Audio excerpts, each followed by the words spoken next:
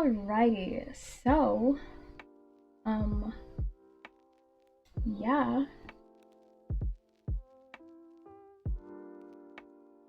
There it is.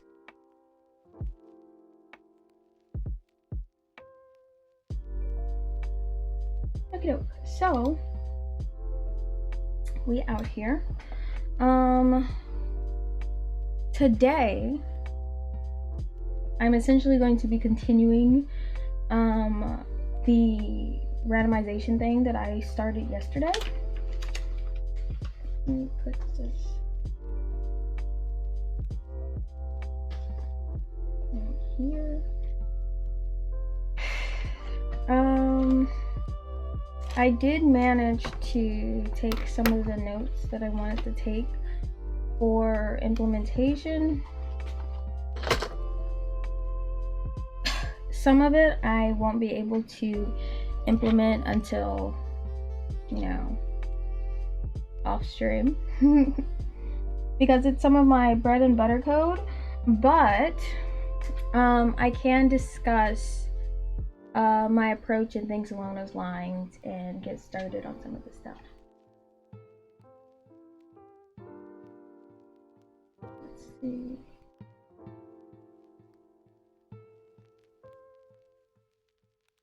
There we go. Oh, wait a minute. I just noticed I'm in the absolute wrong scene. There you go. Much better. It was all purple, so I thought I was okay, and I am not okay. All right, so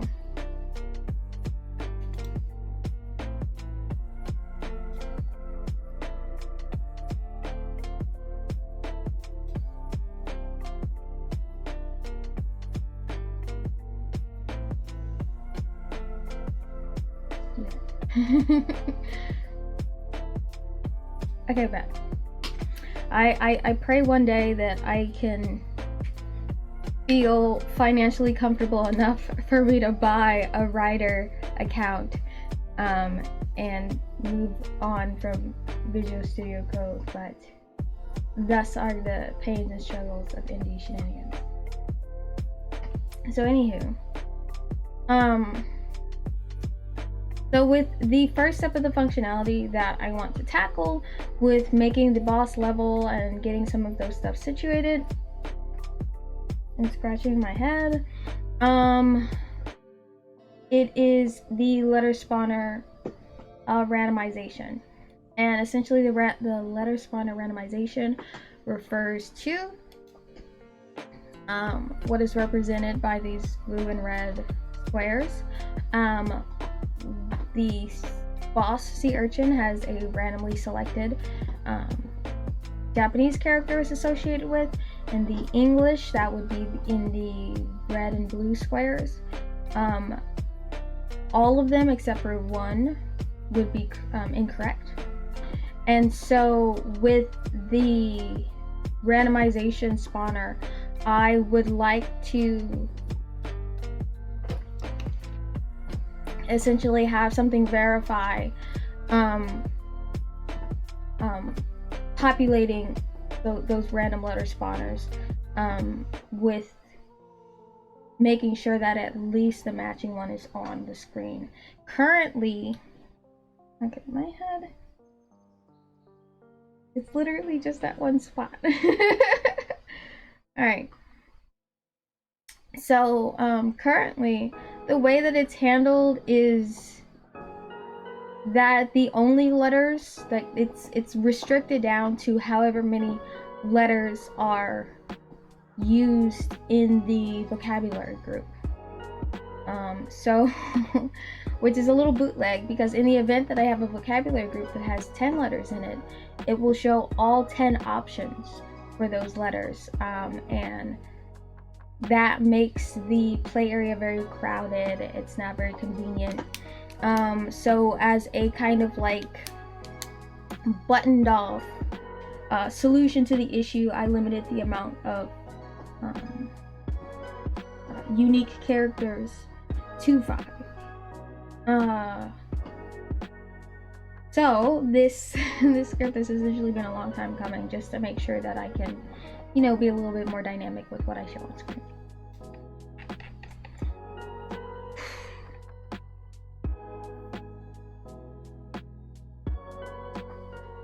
For each.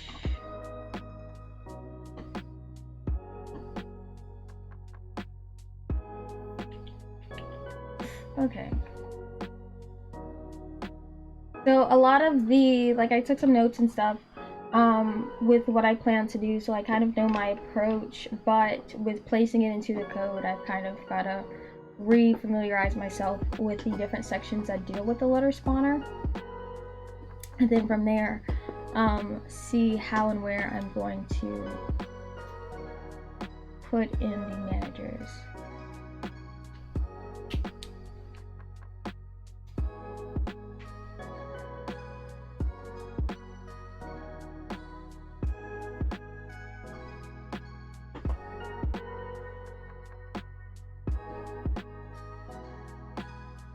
I hate all of it.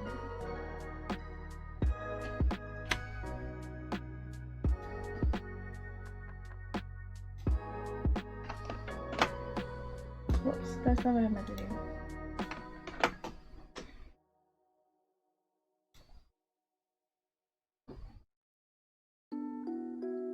Oh, hi! Welcome in. Just a second. Clean up some formatting stuff because it's annoying.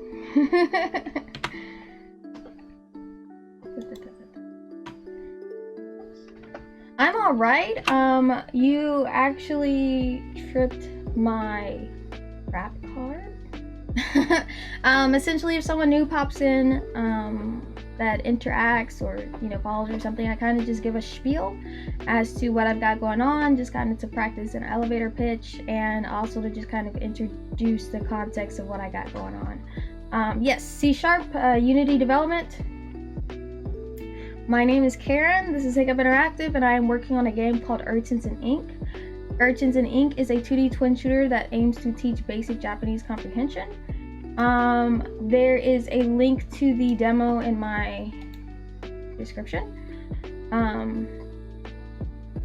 There is a video that was filmed with a potato, apparently. Wait, let me pause Spotify so it's a little bit less distracting. So, quick context of the game. You play as a squid. The sea urchins have Japanese characters on their bellies. You pick up the matching English. The corresponding sea urchin essentially sweats the translation. You shoot it, it pronounces it, you start learning the characters through, like, building these type of patterns and such. Exactly. So that letter is Ke. We picked up Ke. It matches. That's this is katakana specifically, but it does teach hiragana and katakana. So that one is ka, and it essentially kind of like rinses, repeats the cycle of, you know, trial and error and associating the characters on screen with their corresponding Romaji English translation.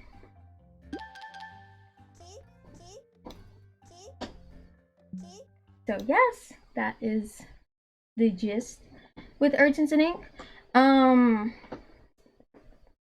The particular thing that I'm working on today, I had started essentially the context and the brainstorming yesterday. With Urchins Ink, there's different gameplay levels that focus on, like, challenging different things, and some of the gameplay levels are purely more so lean towards, like, fun versus heavily focusing on learning different Japanese practices and stuff like that. Hello, thank you.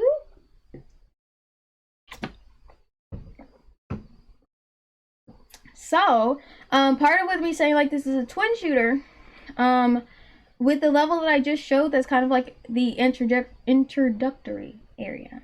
So, with something where you have a little bit more familiarity, you can challenge yourself a little bit. The boss level, for lack of a better word of calling it, is where it'll have like a big sea urchin. The big sea urchin only has one character, but it's hidden, and you have to shoot it to reveal either like it's sweating the translation or playing a sound bite, something along those lines, and then you would pick up the corresponding English based off of what you heard or saw. Um, and that's what these blue and red squares are. And so since the character, and once you like hit, pick up the matching one, you shoot it, deplete a little bit of the health. That's what this is essentially describing. It would essentially reset, get a little bit smaller, shoot out more bullets. It gets like another phase of more challenge, and rinse and repeat until it shrinks all the way into oblivion. The area that I'm working on today is the letter spawner randomization. So as the boss switches its letters, I wanted to clear out the letters that are on screen and then populate new ones so that you go through and find the matching one, so on and so forth. The system right now can't handle randomization and picking out a the system doesn't handle ensuring that the right answer is on screen. So I'm essentially going to have to set up like some validation stuff, checking to see what enemies are on screen, ensuring that at least those characters are populated into the slots that I select, and that whenever that reset happens, that it clears out the old ones and pops in new unique ones, so it seems like a little bit of a challenge, and randomly locates those things, so it's not just the same ones in the same spots. So there's a couple different phases that I'm going to address.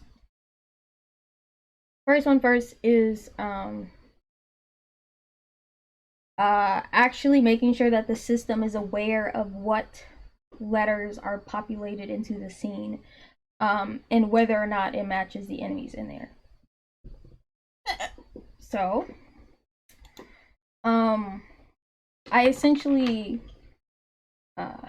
today and a little bit yesterday kind of just like brainstormed what my approach would be. So I'm kind of just like looking over the context of the code and where I might put the best location for me to put the like pool shuffler. Yeah. I mean, like it's really that randomization functionality more so. In a general sense, I kind of have it somewhat hard coded to what English letters are spawned into there, so it's just kind of like building on that pre-existing stuff. But getting this level put into there would make a really good money shot for the context of fun within Urchins Ink. Yo! So many hoods. And then also I have 1,001 ideas for all the different hoods that I need to get under. Like the like Winchy, since you're new, I essentially have like I call it my translation system. It's just like my chunk of code that actively deals with the language validation and the translation between the Japanese and English characters, audio, and the hiragana katakana. So, I make so many hoods. Actively making hoods instead of actually just closing and finishing up the hoods that I'm under. But yeah, so with my translation code, that's kind of like, I call it my bread and butter code, because like it's the core of Urchins Ink is a translation system. because like with what I have as is, I can expand to other languages. Japanese is my starting point. So it's kind of just like the blueprint for a lot of the schemas that I've made for how it deals with language validation. And there's just kind of like some things where like I've stopped myself from getting super duper deep into like over designing and super schema sizing everything so that I can actually start on the damn game. So some of this randomization stuff, since I'm like touching this bread and butter code, I've got to mess with the schema a little bit and flash back to me kind of just like hard coding some stuff like this damn thing.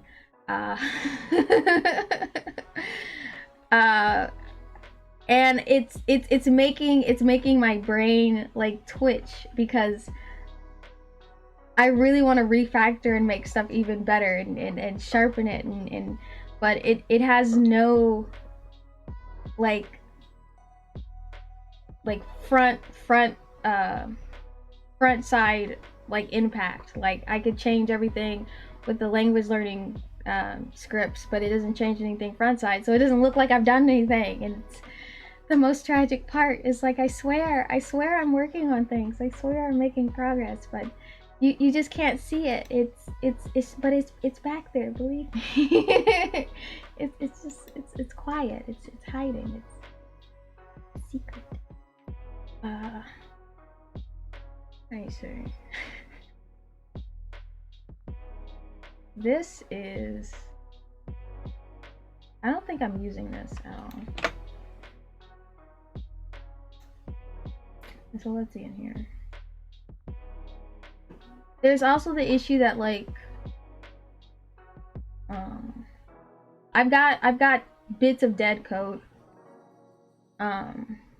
because I've refactored stuff that some scripts I eliminated the use of, like that language spawn manager. I used to use it. There's an object that's named after it, but I don't even use that dude anymore.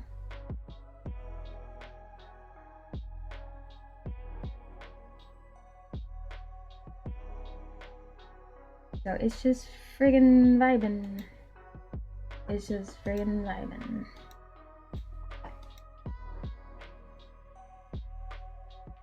But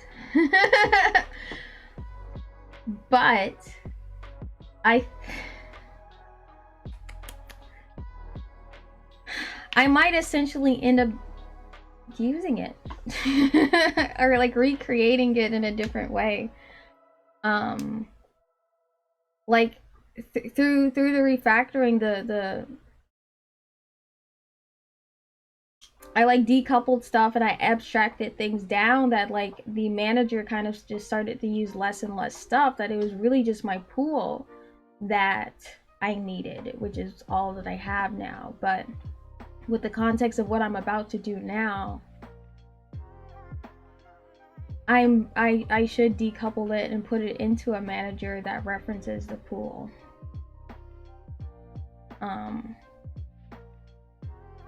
But don't tell my professor. My professor from like 5-6 years ago, that I'm kind of just gonna make the scripts here and then shoot it out into a letter spawn manager 2.0 whenever that I finish setting up the functionality.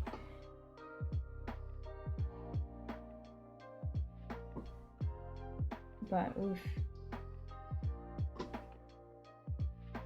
Like, I've been working on the game for a while and I want to get my demo out, so it's kind of like I'm putting a pin in a lot of stuff, and it's like I'll come back and refactor those things and make them tighter after I get that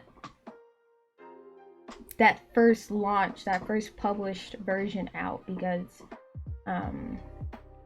I mean, I've got a lot of plans for the code base, so it's gonna be active and viable for a long time, as far as what I think. Knock on wood.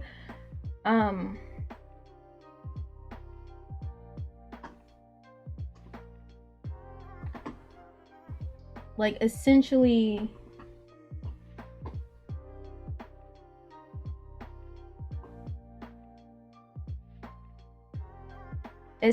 these need to be abstracted into a schema that is done in my language translation code. Because right now this is like hard coded for Japanese, and if I wanted to use Korean, I would need to make a different schema, and that would just require me to make a whole new script just for Korean or something like that, as example. When instead, if I added a schema that handles this in my language thing, it would be better. But hard coded is. Rip readability. All right. Let's see. Hi, Bean. Hey. Hi, Bean. You're so cute. All right.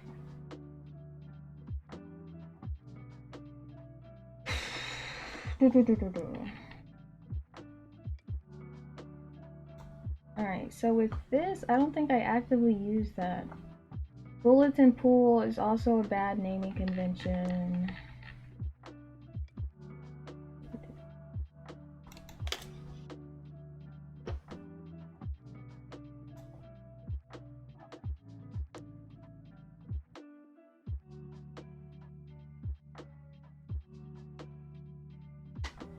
Yo, minimal viable product?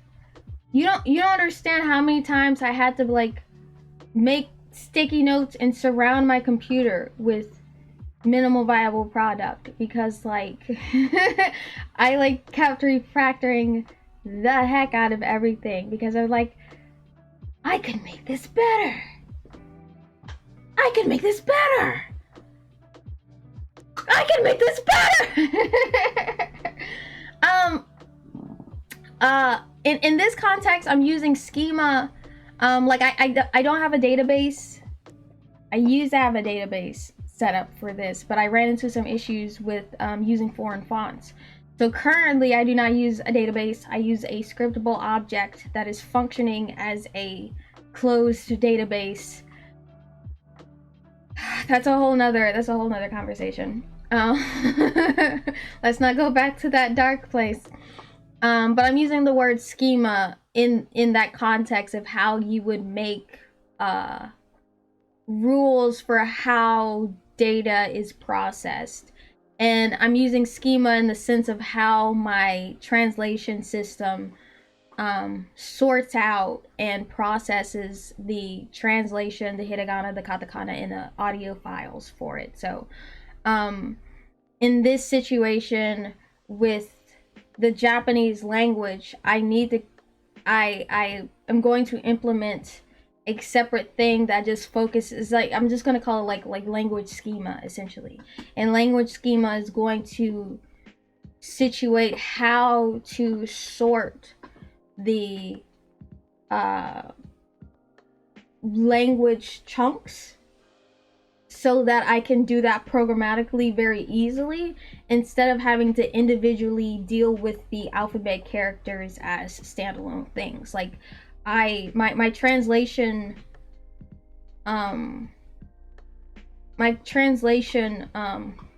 code essentially looks at a collection of characters and validates if that collection of characters is associated with this writing system, or that writing system, or this audio thing. And it goes through and steps through this collection of characters to validate if an entry matches that and pulls it properly. Probably doesn't make a ton of sense with how I'm describing this, especially with you just coming in here and just getting the context of this. And if you know how Japanese as a language is categorized. I might be very confusing. But yeah, like essentially what, like how you see I have this thing that's sorting out the vowels, and then something else that's looking in vocabulary lists and just kind of like sorting things out. That's me hard coding how it sorts out my the Japanese alphabet that I've entered in to my translation script, and how it sorts through the translation script to make sure everything validates properly and things are associated with the proper translation or with the proper Japanese character and stuff along those lines. I have lipstick on my teeth. I feel it. Feel it. But yeah. I could make that better. But minimal viable product. Minimal viable product. Because if I go into messing with design things, I have to think about use cases in the context of that design. And with me just hard coding it, I'm specifying it to a hyper specific use case. Like this is the only context that I need to consider this thing for. So it's limiting a lot of the extra static that I would have to validate for, as far as if this works as a long-term scalable thing outside of this specific context. So minimal viable product, hard code that junk, move on with my day. Move on with my day. And that code's like 2 years old, so it's just like my programming skills from 2 years ago, and it's just like, yo, I was trying to get in and get out. I was definitely get in and get out.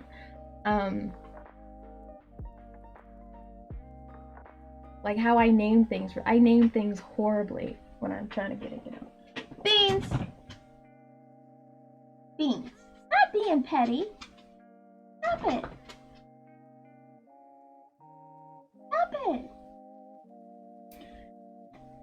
My cat, when she wants attention and she gets petty, she just starts chewing on like things I care about. And that's what she's doing. Stop it. Come here. Come here. Baby. Yeah, I went to GDC this year. 22. There it is. Porky. Both of y'all need to calm down. I went to GDC. It was awesome. Met a lot of cool people. Did a lot of cool things. Now my dog wants attention. Come on. There you go. Well, you're fat. You gotta fit on my lap. Okay.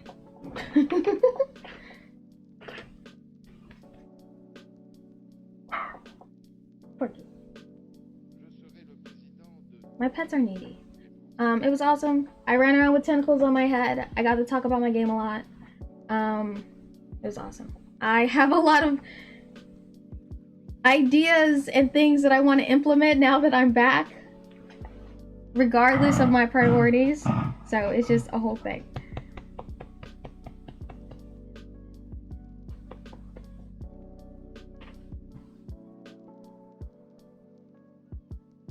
Oh, I can't do that. If I consider it obsolete, that means I need to fix it. Obsolete means fix it in my brain. I have to tell myself it's fine as is. We'll circle back to it one day. We'll cross the bridge of improving it when it's necessary to improve it, because I'll address contingencies that I don't really need to consider at this moment. Like right now, I'm only making the game for Japanese, so I don't need to like write the code for Korean and Arabic right now. Like, focus.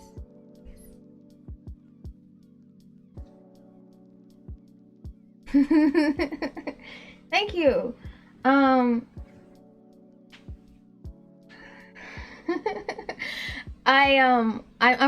plan to bring Urchins and Ink to GDC next year. I'm hoping to like join the pitch competition with it. And some of the things that I want to address in the pitch competition is like, you know, you can only use you want to show your game and you want to show like those cool money shots. I a lot of my money shots right now with what I have in the functional game are very similar to each other. They're not very diverse. It's not showing the potential and the other things that I have in store that I want to do with Urchins and Ink. So I'm working on this like boss level thing because this would be a more unique money shot situation and much more fun gameplay. So, oh, let's do this. What was I gonna? I still don't know what the name is. God,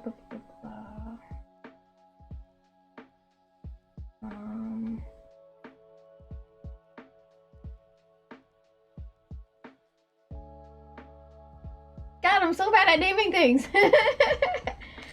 Which is why it's just called Bulletin Pool Minimal Viable Product. Come here, comment tracker. Let me say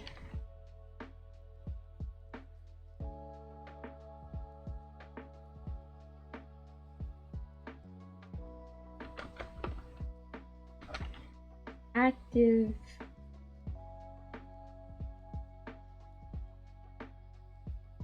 letter pool that's used somewhere else and that's used to mean something completely different. Let's call it a match pool.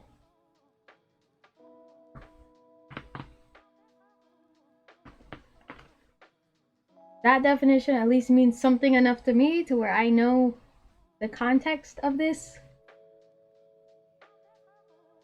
And it'll get me to the next point.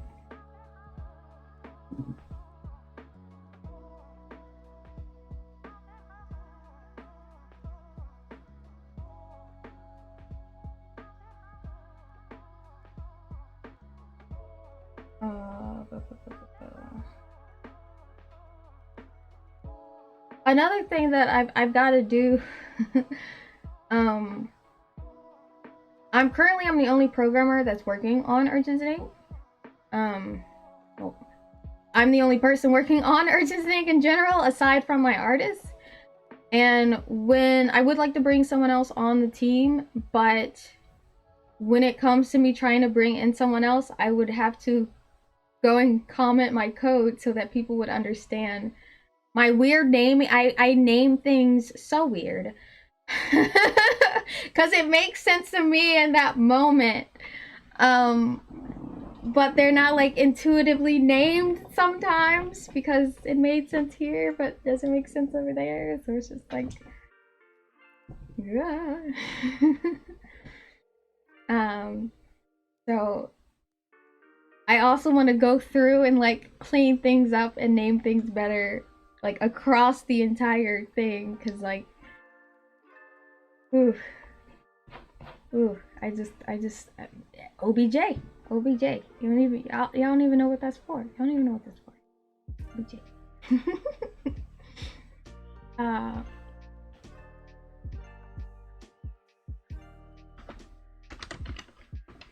Let's see. Also, you need to be matchable.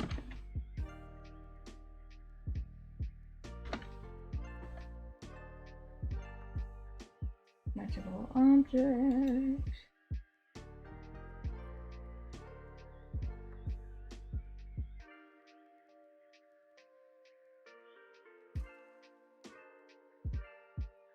Did I name this current match pool? Didn't I do that? Active match pool.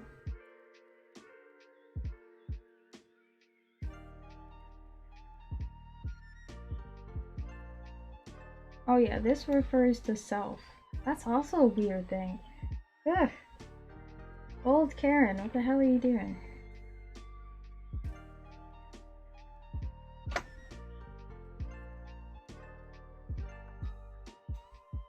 Yeah, that's dumb. Ugh. That's that I just want to get through my life. I just want to get through my life. Oof.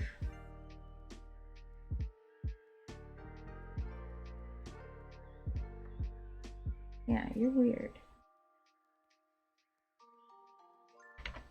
But at the same time, I'm suspicious. I feel like I feel like if I fully delete it and then I play the thing, it's like gonna break and I'm not gonna be sure why it broke.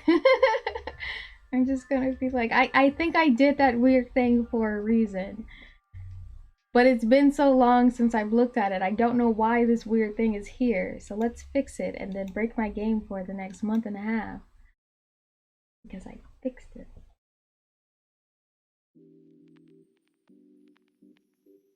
Aren't you gonna compile? What you got going on?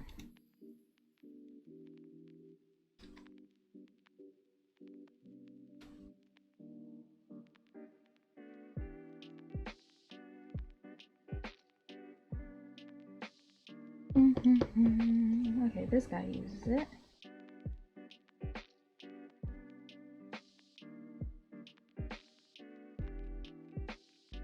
Yeah, it affects some weird stuff outside of here. We'll undo that, come back, fix that when I have time to dig through why the hell I did that in the first place.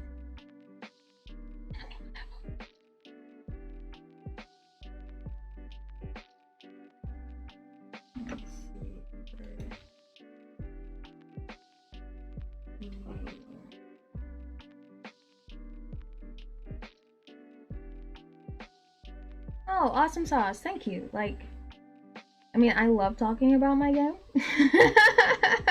So be careful offering that. But yeah, I do appreciate it. And yeah, making sure that I'm not accidentally making myself crazy. Appreciate it.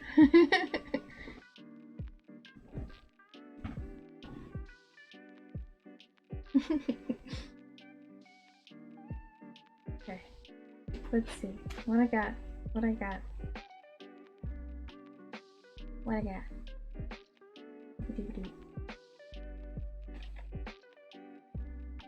And what are you?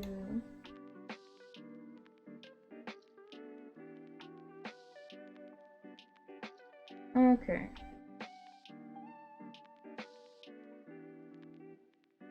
Yo, there was flashback time. There was this like weird error that I would get. It was a runtime error. And it would trigger at weird times. And it would just lock my game up. Like it would just, everything would just freeze. There would be a huge memory leak, and then Unity would kill itself. And I had no idea what it was.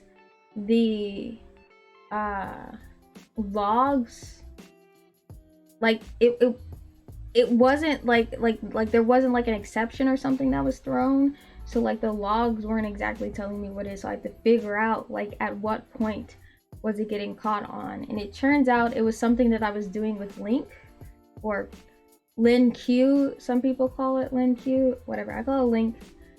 That was causing like, it was, if it's causing an infinite loop, it was causing an infinite loop because my thing was checking for something, and in a particular case it would never match, and it would just cause an infinite loop. It would keep searching through the thing indefinitely, cause a memory leak, and just nuke the whole thing. And it took me like a month and a half to figure out what that was. Oh my god, I almost cried. Are you saying that you got an error while playing the game on itch? Maybe I missed the... Context. Because that build should be stable. I mean, it's been up there for a long time. And if you did get an error, what was the error? Or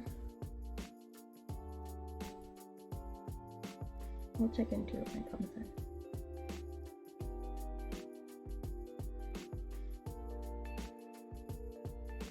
Player loop internal function.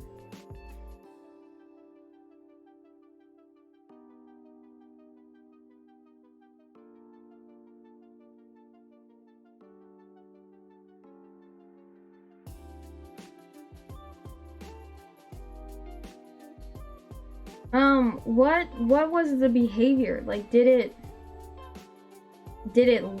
lock up? Did you have to like restart?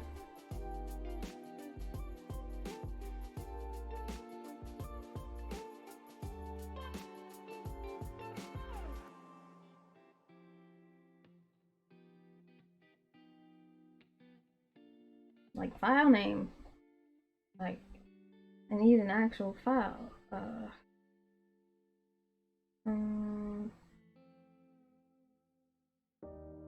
There's actively nothing that's called player loop. I feel like that's a reference. That's something that Unity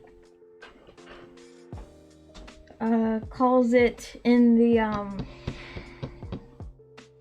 memory profiler. In memory profiler, it calls it player loop.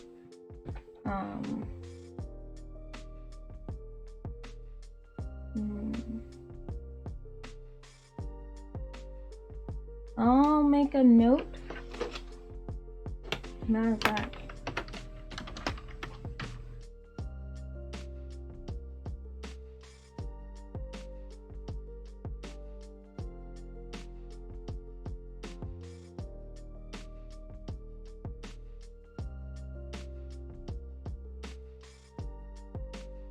Okay.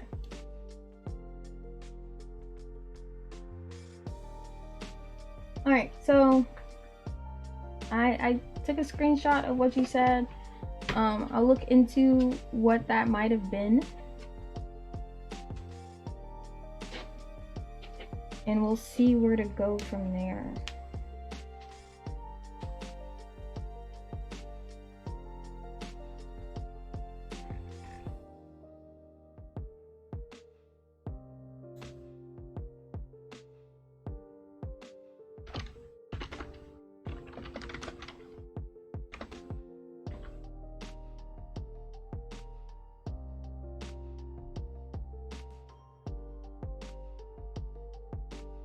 Did you finish the level? Like, did like the pop-up screen say like, you know, like score 100, blah blah blah blah blah, or like you were in the middle of playing and then it locked up?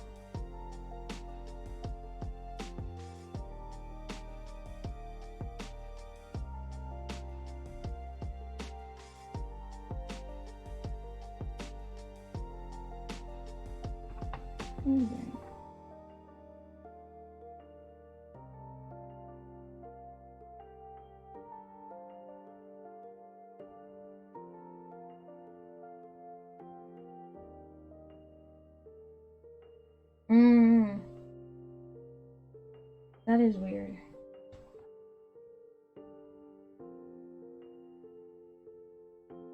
Yeah, I'll look into that. Thank you. Thank you for letting me know.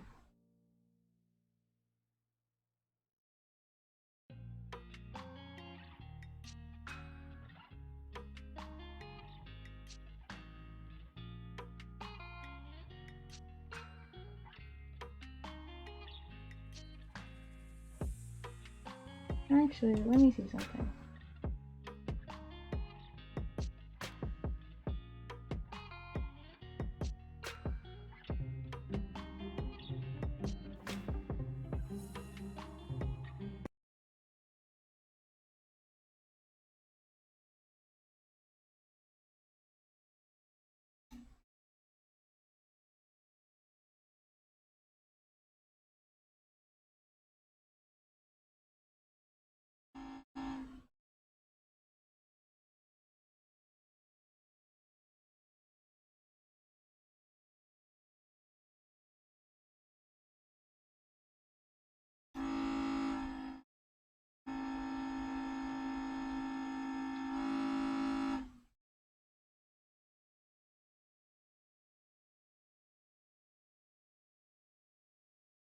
Okay,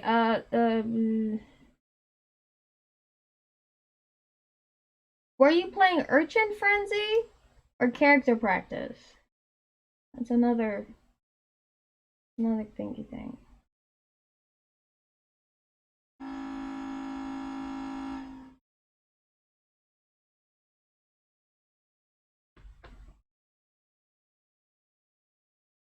There could be a couple different things.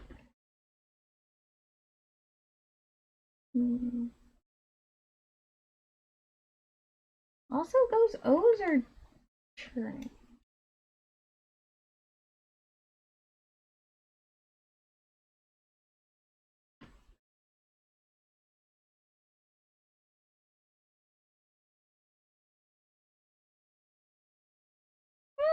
Let's move it a little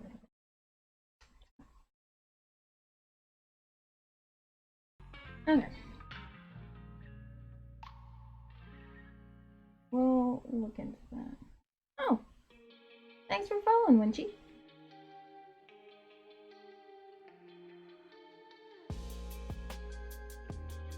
Alright, so do.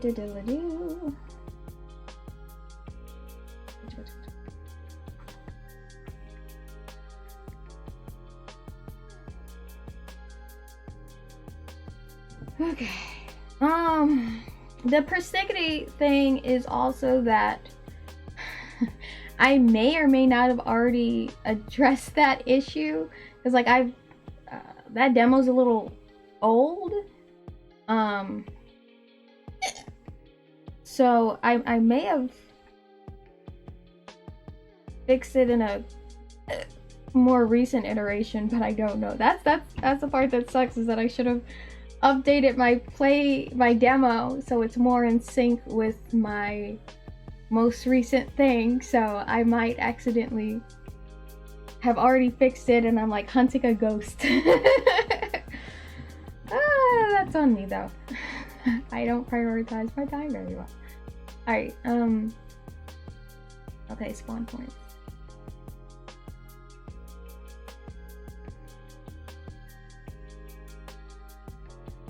Okay.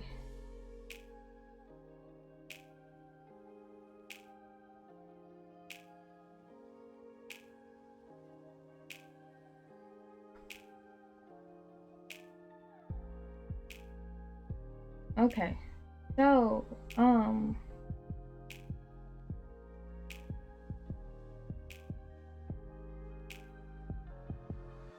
let's see, how frequent? I think spawn letter is triggered. Okay, spawn. I also use a lot of delegates, so just to keep track of triggering unique situations and stuff like that. So with the context of what I just went over, I definitely need to do this stuff in spawn pool with spawn pool.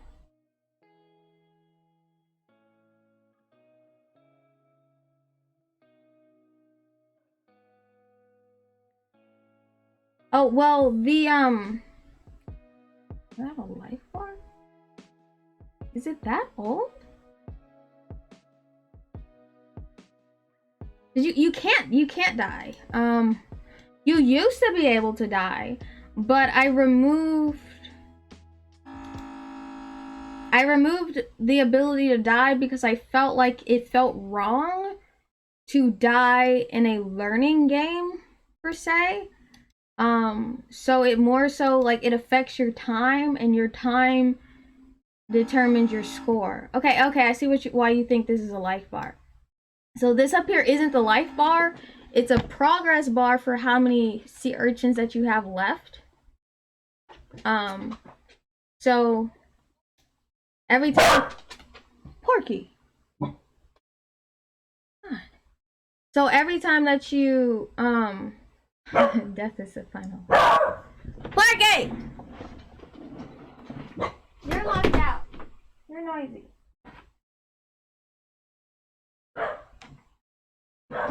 Dude just be screaming sometimes. And it's so... No! No screamy boys. Oops. Okay, dear God. Everybody in my room is screaming. Well, he also barks because I have a roommate, and sometimes when he hears her moving around, he's like, "Who's in here?" Porky! So sometimes he hears her moving around, or if there's people in the hallway, he's like, "I hear people, I hear things." Oh, it's outside stuff. Oh, they're probably getting the garbage. He does act out every time that they get the garbage too, so that's probably it. Brooke is my roommate.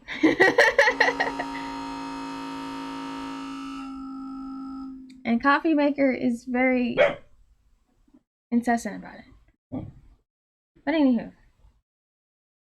Yeah, it's tracking how many enemies that you have left before you complete the level. So as you defeat more, the bar fills up. So it's not health.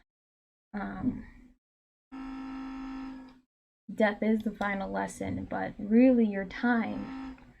Time we can't escape.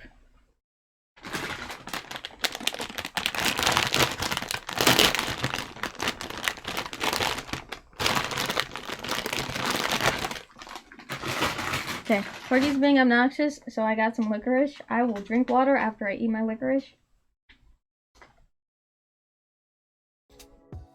My priorities are straight. There you go.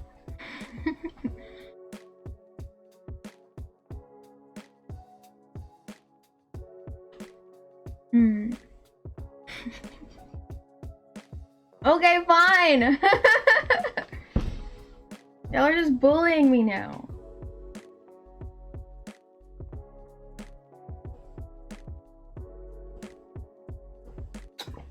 Jesus. There, I'm hydrated. I still got licorice. Okay.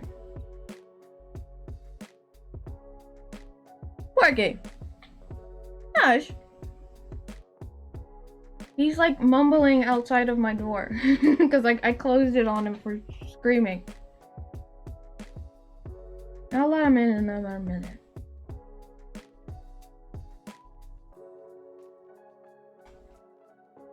Okay, so. Oh. Let me.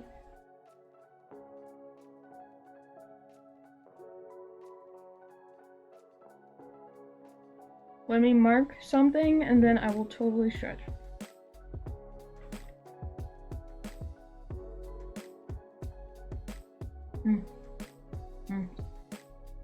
Okay. Oops. Knocked off my tentacles. No. My shoulders.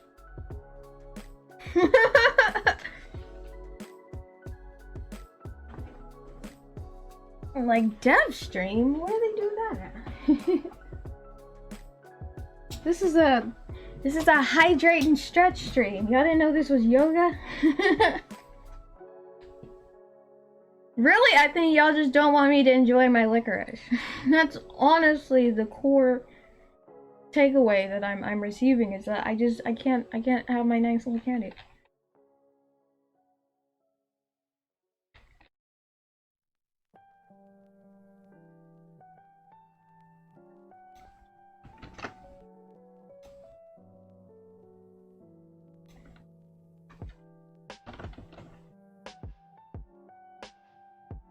There should be a licorice reward.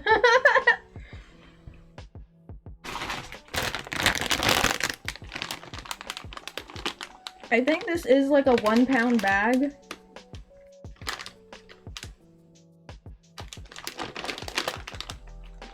Like, I do really like licorice. So I only buy it in bulk.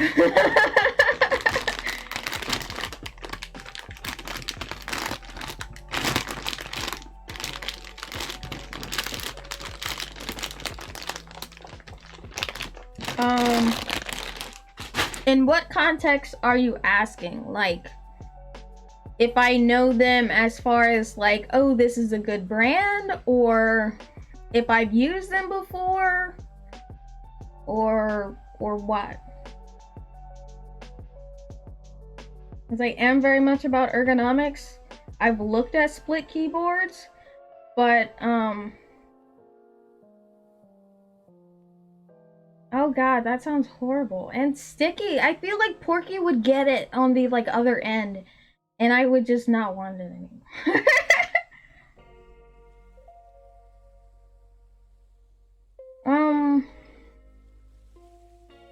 Ew. Ew. It's like the worst combination of Lady and a Tramp.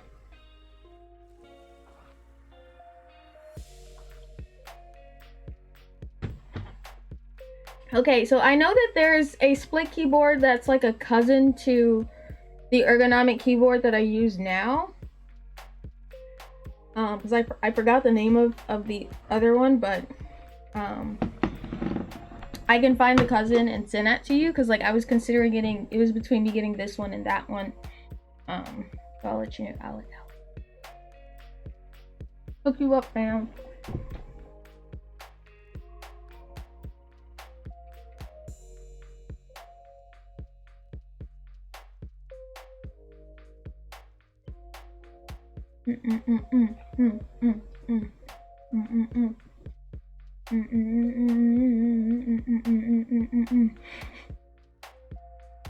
That's the opposite of what that does. Name generator, you're supposed to name something. I have to go to your stream and do name generator.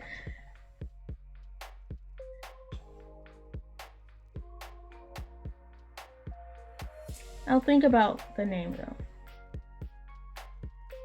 We'll find something.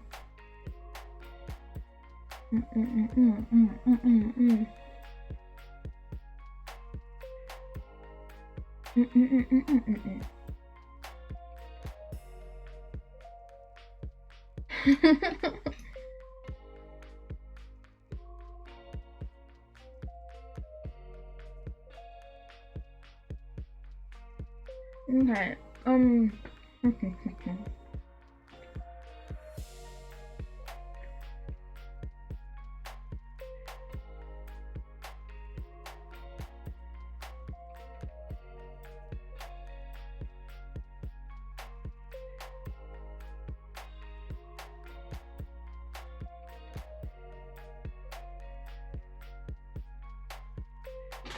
Although it looks like I'm just eating candy,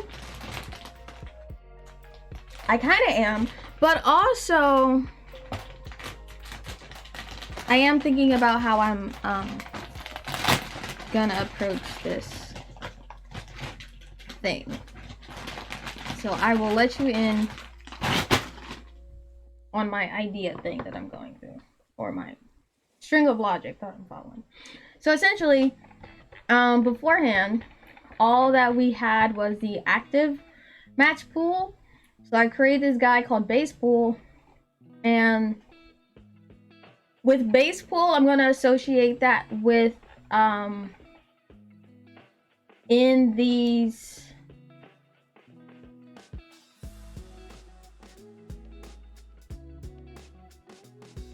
okay, so inside of these guys, those essentially sort out the all of the potential letter match pickups that I could create whenever that the player selects a vocabulary list. So when they select a vocabulary list, it sorts out all the possible outcomes from that list, including if there's multiple lists. So get pooled object is what's referenced inside of the letter spawn points, and the letter spawn points are the options for what is on the screen. So essentially, with what I'm doing is, when it initially instantiates the all the possible letters depending on what the vocabulary is, that one will use the base. And the active one will pull from the base depending on whatever my shuffle method will do. So we're gonna have something that kind of like will go in between, because currently it just kind of like grabs whatever that's made. That's what's passed into the get pulled object, and just shoots that through without consideration of if it gets shuffled. This gets referenced multiple times, so it checks to see whenever that it's called to update the spawned letters, that it you know, checks whatever that's inside of the get pulled object.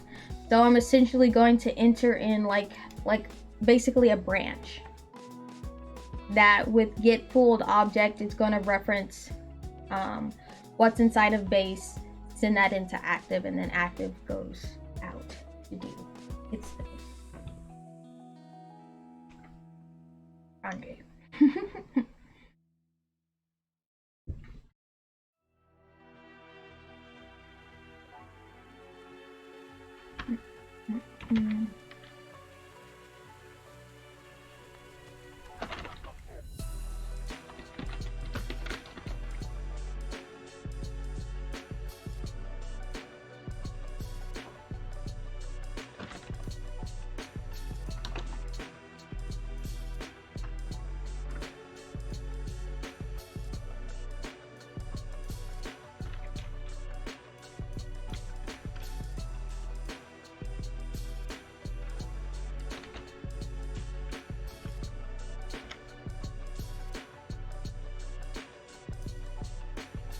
Hi, babe.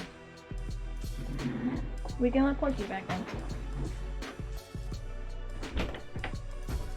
Yo, man, you done screaming? Stop screaming.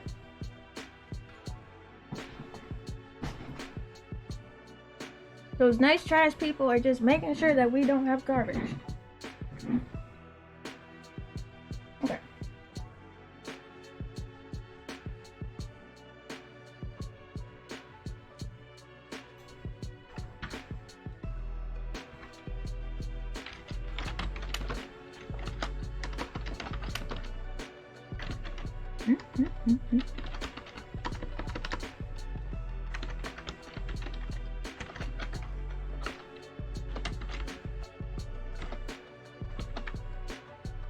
Alright.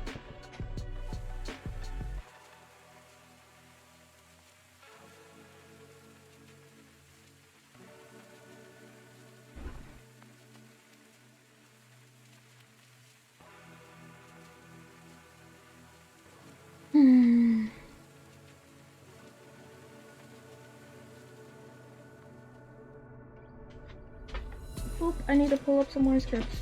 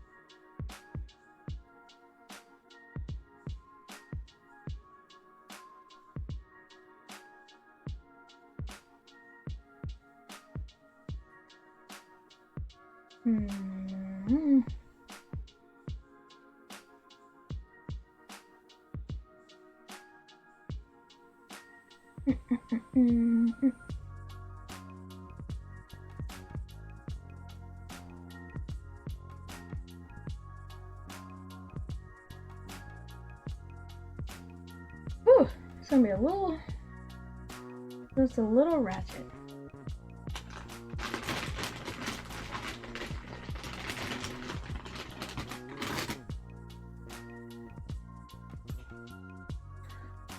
Okay, so freaking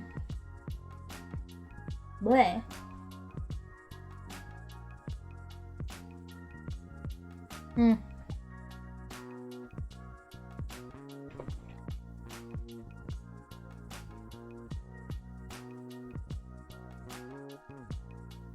Okay, so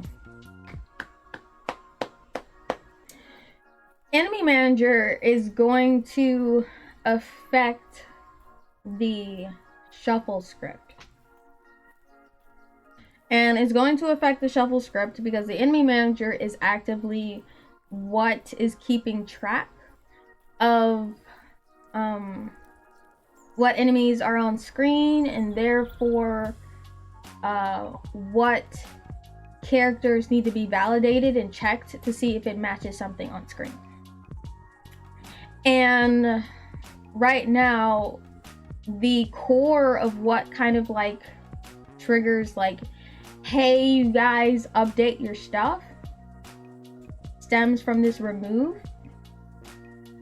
So whenever that I defeat, after I kill an enemy, remove goes through and essentially make sure anyone who's keeping track of anything to clear things that are associated. So for example, with this, it looks at what's in the pool or what's in play, and it removes those that is not needed to track those anymore. The progress bar up at the top, that increments, as well as clearing out the Kana tracker. Kana tracker is essentially what changes the color coding of the enemies on screen on whether or not you have a partial or full match. So essentially the choreography will be that once an enemy is defeated, it like does its increments and it clears out all that other stuff. It will reshuffle the letters. So inside of here, I will essentially have to have to-do, trigger, match, tool, shuffle.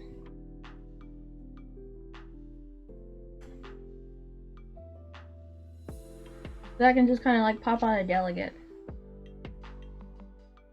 And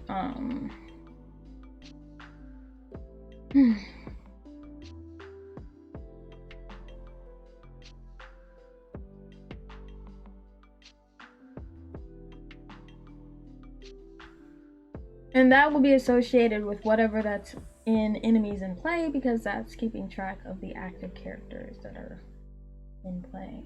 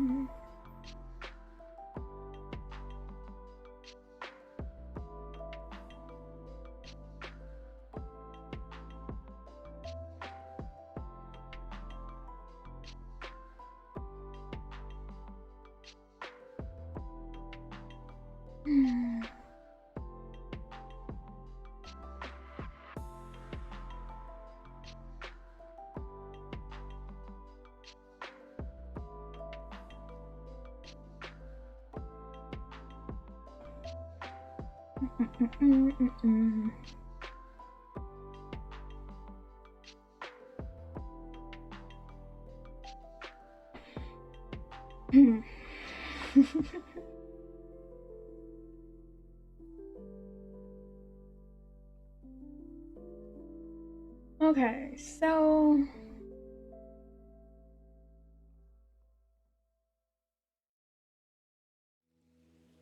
I'm thinking too far ahead again. Okay, minimal viable product. Minimal viable product. Okay.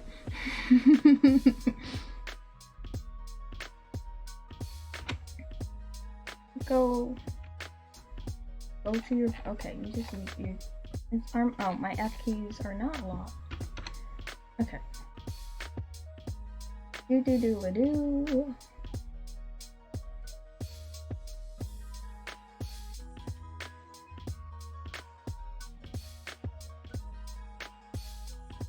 Okay, so this is verifying these boys. Okay, slight addendum. Not in the remove.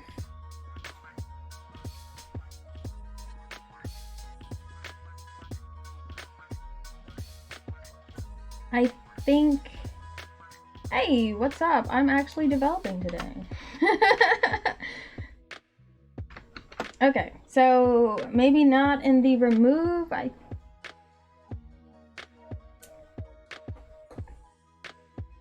It might be in the iterate instead.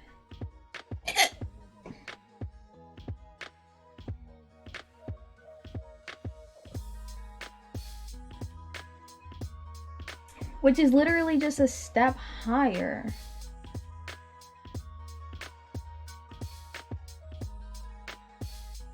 But timing is important as far as like checking my bitty bits. Yeah, let's take a step through and check the bitty bits. Yeah, I don't need to bother with remove. It needs to be in spawn with delay. Spawn with delay actually changes the context inside of enemies in play. Oh, yeah. We'll take that guy. Go in here. We'll open this.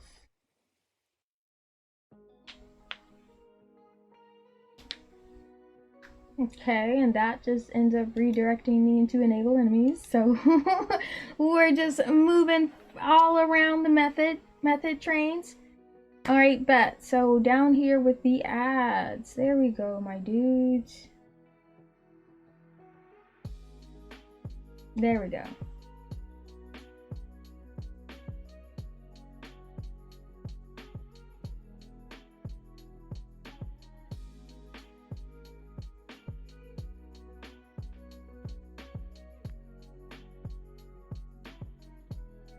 Okay, so context update.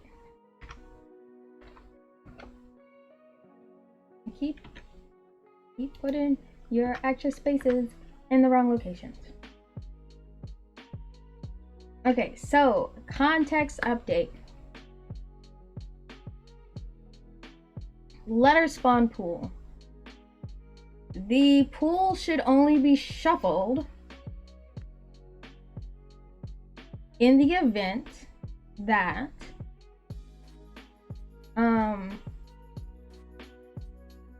the enemy spawn pool is adding in something new. So if it's adding in something new, it should find out what that new thing is, what's being added to the pool, pass in the updated spawn pool to my letter spawn pool so that it can grab the characters that it needs, change what's required for a minimum in the shuffle. Shuffle orders those randomly. When it's passed into, let me write this down. Wait. I already wrote that down. That's exactly what I already wrote earlier. All right, so cool. At least I'm consistent. All right, so so my enemy pool essentially is specifying the minimum amount of English characters or English pickups that need to be specified in there. If the rest of it doesn't fulfill the rest of the full pickups that are on screen, then the rest of those will be randomly generated. But we will require these main 2 things and then pull the rest of them randomly from the thing. That logic is gonna go in here. Let's just, for kicks and gigs, because people are watching, I'll type them out instead of having it in my noodle brain head.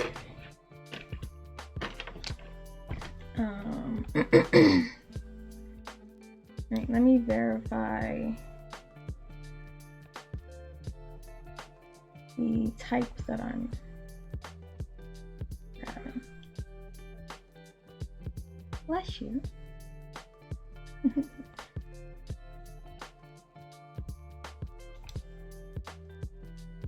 Okay, enemies in play. List of game objects.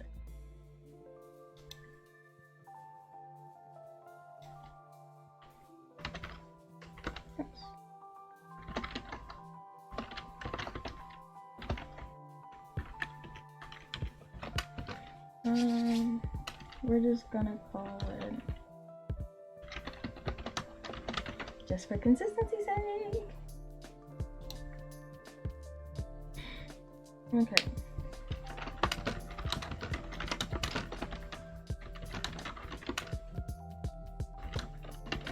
Play.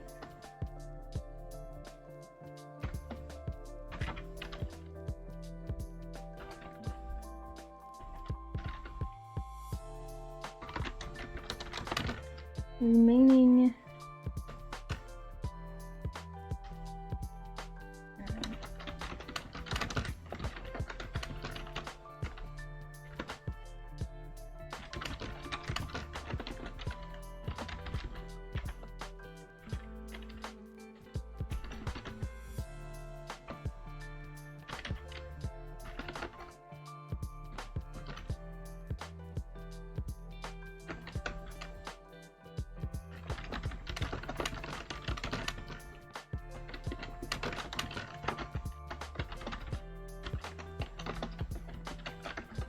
okay. Pseudocode. Alright, so yeah. This will ensure that I should probably write that as a comment, but whatever, this ensures that, like, each time that something new has entered into the scene, it will refresh the spawns to ensure that at least all of the matching characters that correspond to something are on screen. This would also work when it comes to my boss level, because with the boss level, it's essentially going to be spawning in a new value for the boss, and the boss's like animations are going to be changing, but it's going to be dealt with as though like an enemy is defeated, whatever, like that character has been validated, moving on to the next one. So in that case, the minimum amount of enemies in play would be 1 each time, and the rest of the spawn pool would then be randomly generated. And once that matches, it'll just shuffle everything and change everything so that you can't just keep spamming and going to the exact same location each time. This also kind of requires the player to pay attention to what English characters are on screen, which, you know, good to take inventory and kind of like reinforce like patterns from reflex versus regurgitation.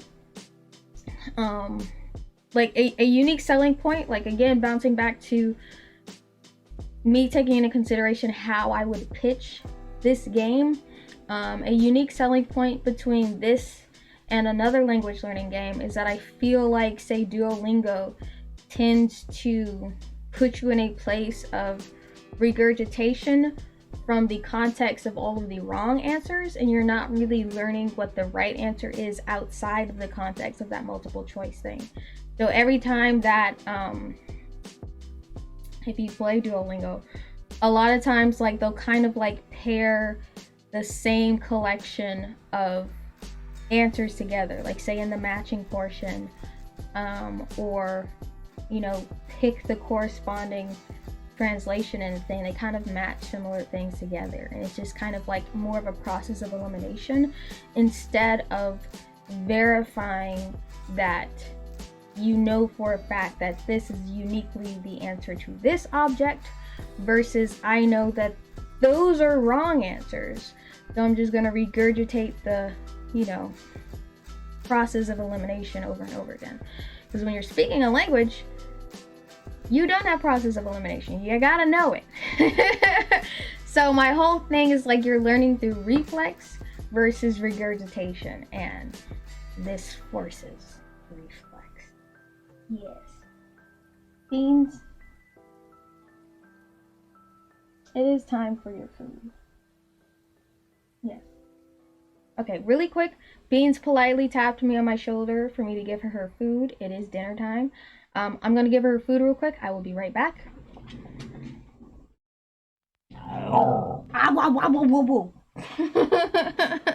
You grumble at me. You grumble at me.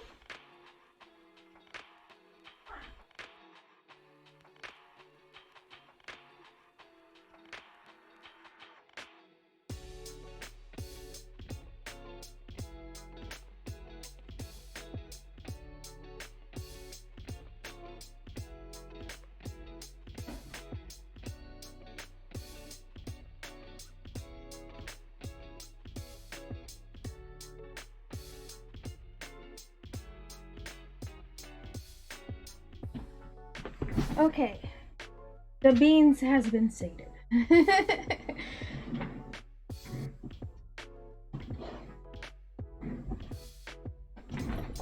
Okay.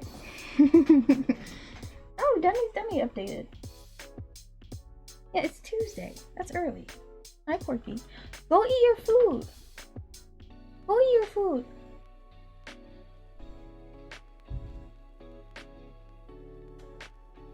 He's a rascal. Okay, so. So, back in here. Inside of enable enemy, there's several things that are, it's checking different stuff. So in here, I need to make sure that I put it at the right location so that it doesn't update those things at the wrong time if something hasn't actually been cleared to be added. Which is why I kind of ended up having to pop through like, oh, we're just gonna start at remove, and then like it popped me over here, and popped me over there, popped me over here. So I think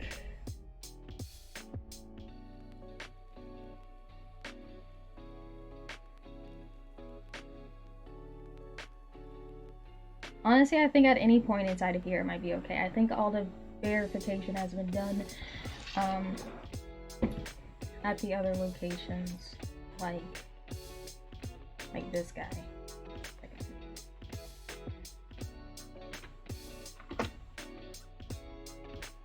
All right.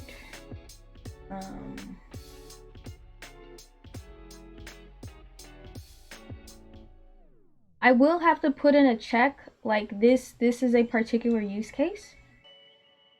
Actually, I lied. I don't have to put in a check because I'm putting it when it's added, not when it's removed.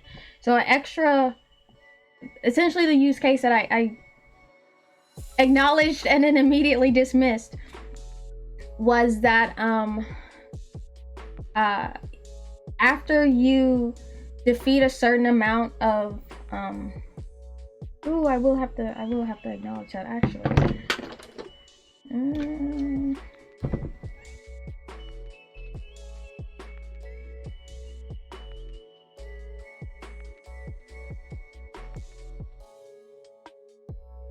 Okay, had to write a physical note.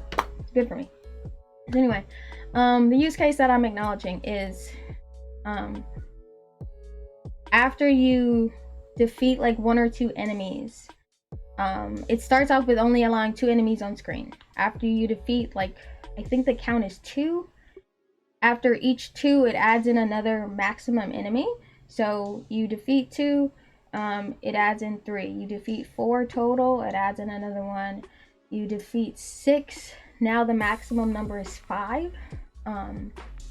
But in those situations where you're defeating 1 enemy, there's certain situations where 2 are spawned in. So a use case I need to keep in mind is that when 2 are added in, I need to make sure not to like double blink because that's just kind of, that's off-putting for a player for it to double blink.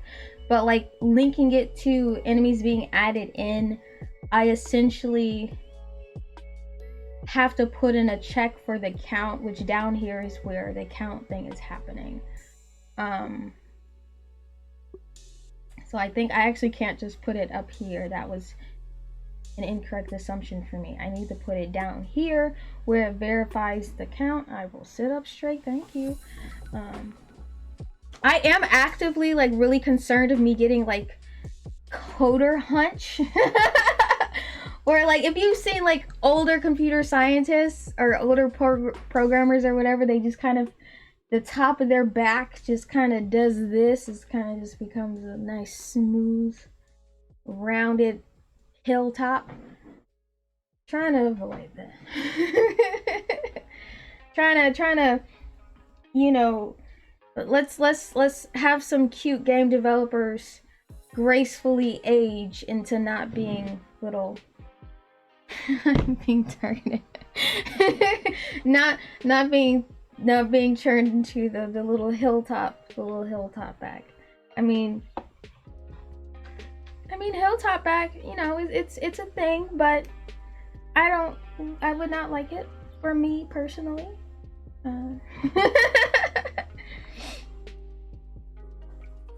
But I know I understand why people have it, okay? I understand why it's a thing, because like it's like your keyboard starts to suck you in, and when you're sucked into your keyboard, you've got to bend your shoulders in so you can fit inside of the keyboard. it's the keyboard's fault. Maybe I should have a split keyboard, because then I can just T-pose the entire time that I program. Yes, these are the ergonomics I need. These are the top tier programmer ergonomics. Just T-pose.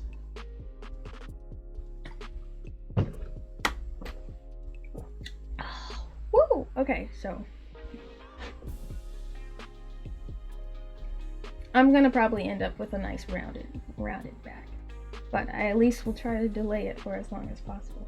I don't know, I think I could probably do something really cute with a rounded back. Like, I'd paint the top of it or something like that, like put like body art at the... We'll get there.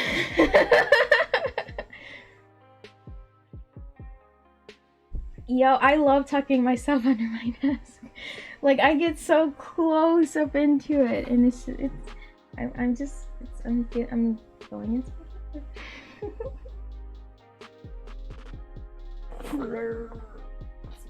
it's cozy. It's cozy.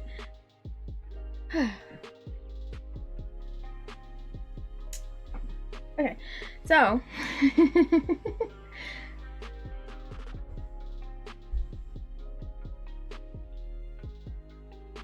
all right. Strange noises, but we'll move it on. Right.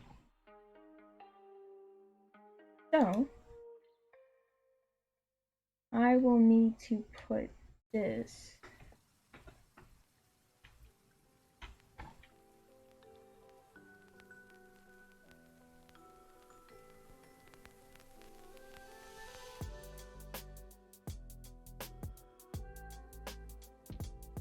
in here.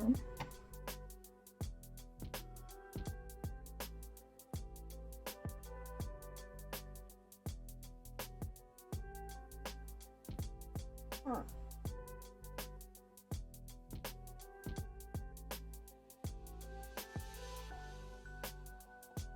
Okay, so sorry, I get sucked into my thoughts. So I'm thinking of that choreography again. I need to focus on minimal viable product. get the functionality in, and then focus on getting the timing right after I know that the thing works. Whatever, we'll get there in a second. But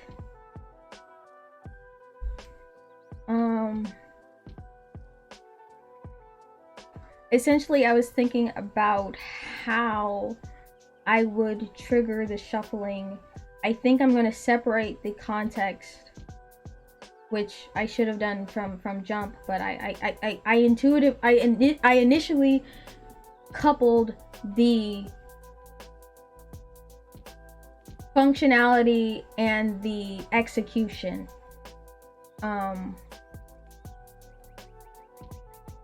Which I should not. Essentially I mean that, like, I was thinking that as soon as the match pool is shuffled, like the content is shuffled, the objects should update on screen.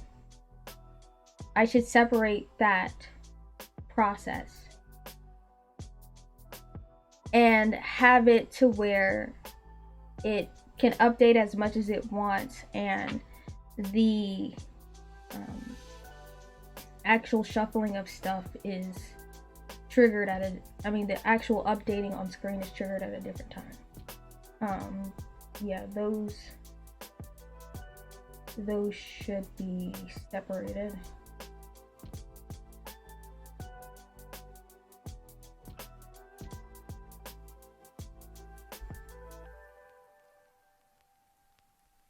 Yeah, zone assignment, blah, blah, blah, blah. Okay. So yeah, this, all right, we're back in business, baby. All right, so this cool dude can be done up here.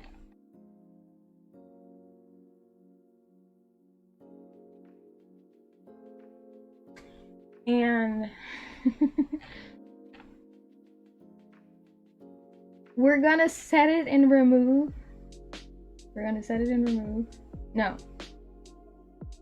We're gonna set it in check win state. Because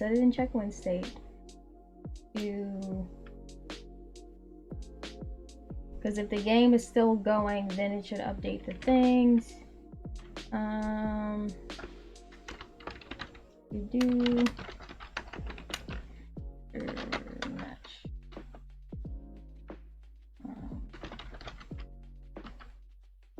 Pick up.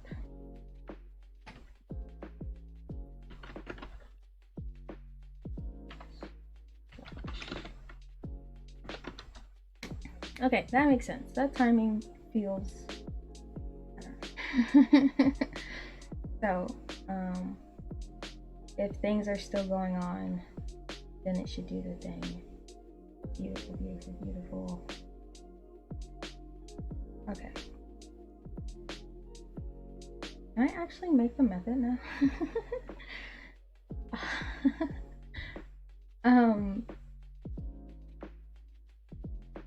Oof. Another like design pattern refactory thing that I need to circle back on. Singletons. Since I haven't explicitly made some of the things into singletons, it's a little annoying to refer to things when I need to call stuff from other scripts.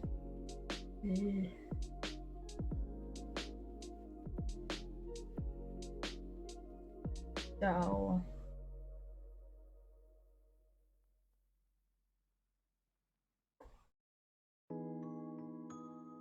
that's gross, and it's just kind of like icky to like straight up refer to them in a thing, but that's what I'm doing anyway because I never went back and I never did the singleton thing in the Bible product, and instead I could have just done instance dot do the thing moving forward, blah blah blah. I do that with my delegate stuff, but I didn't with my managers because I needed to make sure that they worked, and then once they worked I just moved on to the next thing. Alright. Oh hey, thanks for following. Phoenix Rising. That's the X-Men movie. Yes, X-Men movie. The first thing that I think of when I hear Phoenix, I think of Ace Attorney.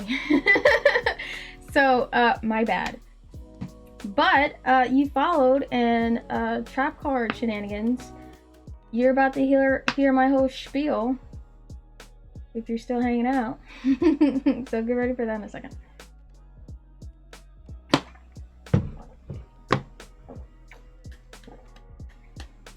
Okay, cool beans. I'm Karen. This is Hiccup Interactive. I am currently working on Urchins Ink. Urchins Ink is a 2D twin shooter that teaches basic Japanese. We're gonna look at a quick little video. There's a demo in my description. Takes you to this page. Boom. We're gonna restart that because Spotify. This was also filmed with a potato. I need to replace the video. We'll get there when we get there. Hello, anime. Alright. There we go. You play Asumi the squid. The sea urchins pop into the scene. They have Japanese on their bellies. If you pick up the corresponding English to the Japanese on the urchins' bellies, it will sweat the translation. You shoot it, it pronounces that character, you defeat it, you learn the letter, move on to the next one, rinse and repeat. Currently, this level is demonstrating katakana. The game also teaches hiragana. I do plan to expand to like kanji and things along those lines. But baby steps. So this is kind of like the base level that is I literally call it character practice. So this is type of easy, open, direct format is where I would predict that you would like learn new characters. Currently what I'm working on is essentially a challenge level. So I'm implementing some of the things that I need to change to make the challenge level work in a more fun, interesting way. There we go. There, now it's populating more enemies into the scene. So with the we're getting there. I had mentioned a little bit before, Winchi, that how I spend that time with like my translation script and how it associates the characters and the translation and the English, blah blah blah. I did it so that it's not solely stuck with Japanese. I built it with the context of any logographic language. So Arabic, Hebrew, those type of things, learning the symbols and how that correlates to the English phonetic sound. The whole point of Urchins Ink is to kind of be a platform for learning logographic languages. So learning the writing system of a language that doesn't use the Roman alphabet. So then you can learn the context of the Roman alphabet that equals that and how to pronounce that sound. So you can, you know, read the verbal utterances of the different writing systems that differ from, like, you know, learning your ABCs. So I do plan to expand to those other languages. I started with Japanese because I learned Japanese. Like, I went through, you know, the classes and practicing. I went to study abroad for a year, so I'm familiar with how that language functions. When it comes to me taking on a new language, I would have to, like, you know, get somewhat familiar with how that language breaks up its syllables. So I understand how to like organize different levels that focus on teaching you chunks of it at a time. When it comes to like me going into those other things, I would like, you know, bring in an expert to talk with me so I can like, you know, set up the schema for Arabic and the schema for Hebrew and so on and so forth. I've also kind of considered just like even doing like made up languages, like say like Elvish or what was that other one that they speak in Star Trek? Klingon. So like even just like doing stuff like that. just because it's like, you know, learning sounds and how to pronounce it, say it, blah blah blah. Yeah. So trying to make, you know, learning these things a little bit more fun than having to just write them over and over again and pray for memorization. Because that sucks. Super sucks. Look at Sumi. She's cute. That's why I have these guys.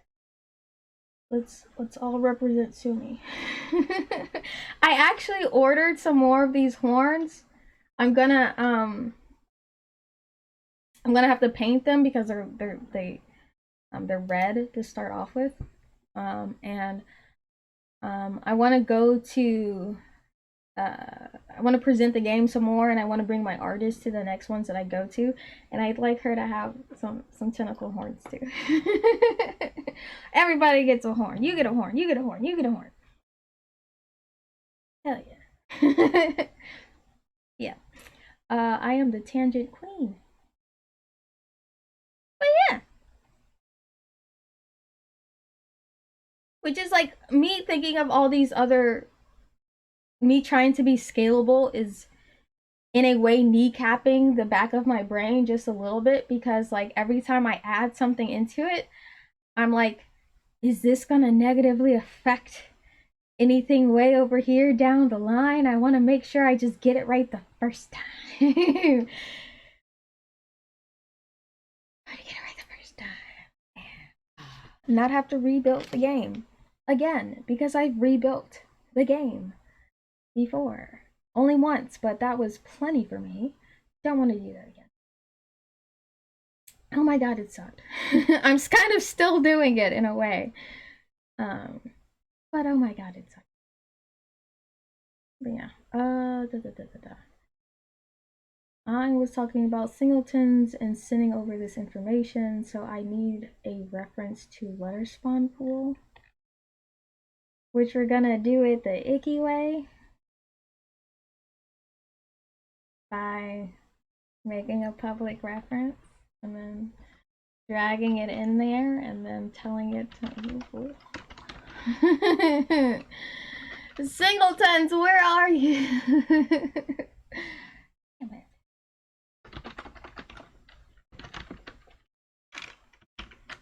There's spawn pool.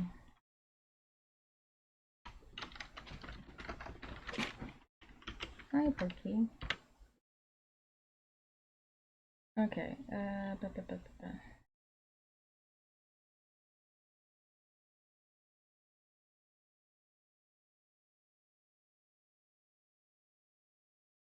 oh. This is from a previous stream that I never cleared out whenever I finished the functionality. Aw. Look at past Karen doing stuff. Aw. And me not cleaning out my code like ever. This is why there are deadlines. Aw. Low-key, I'm just gonna keep that there until I actually add like headers to things, because there we go. Come back to you, baby. One day. One day. Let's do letters spawn pool dot shuffle active pool. What are you called? Which boy are you? Enemies in play.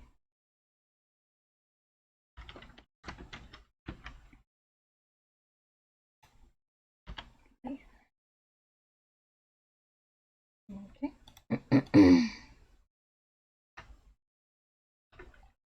And I'm just gonna stick this beautiful boy down here.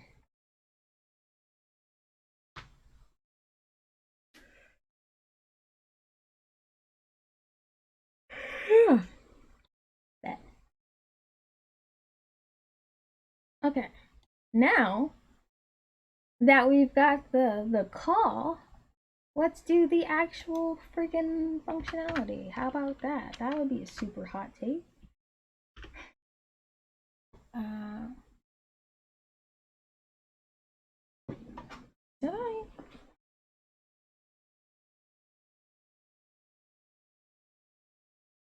I left my lipstick in the bathroom and I don't feel like getting it. Sad face. Oh, chapstick it is. Mix all the colors. Mix all the colors. Alright. So.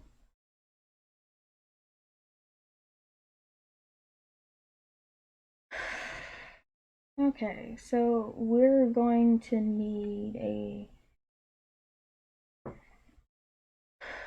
generic doodlebot.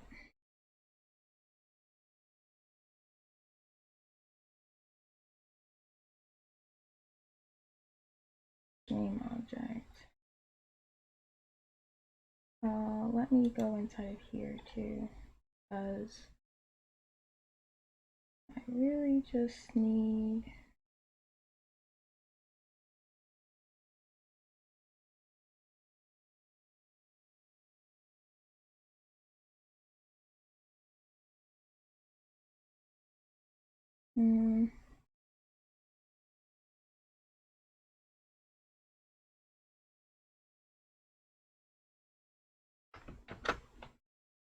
back in the before times. Back in the before times, thinking of making it easier on myself, I kept track of the enemies with just their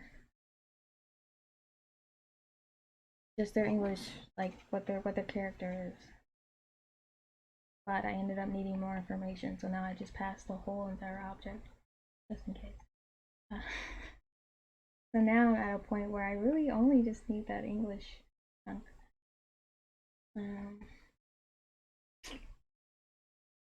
So we're about to get.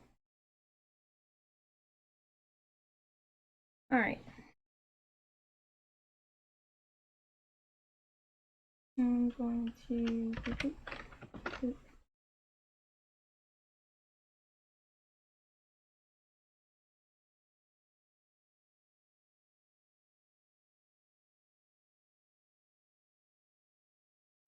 Okay. So.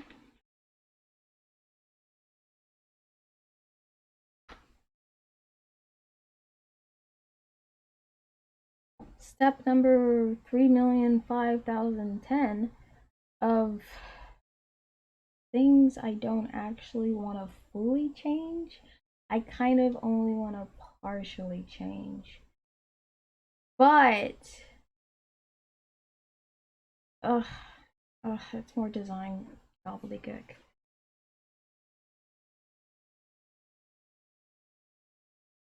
Okay, so context update. The enemy object has the full setup for all the enemy information. The letter pickup, the like match pickup, has the entire stuff for that, but they have similar info, but they have extra stuff that the other one does not. So I'm considering whether just like how inside of here we essentially instantiate some new stuff, like make it from scratch, or if I just change the information inside of the objects that already exist there.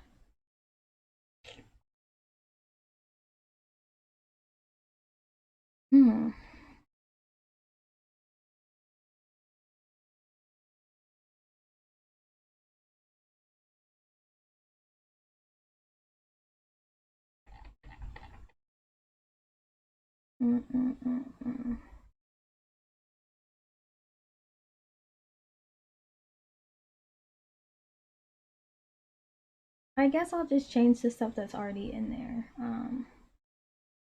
Value and stuff kind of doesn't matter. Drop enable should be consistent with whatever that thing is.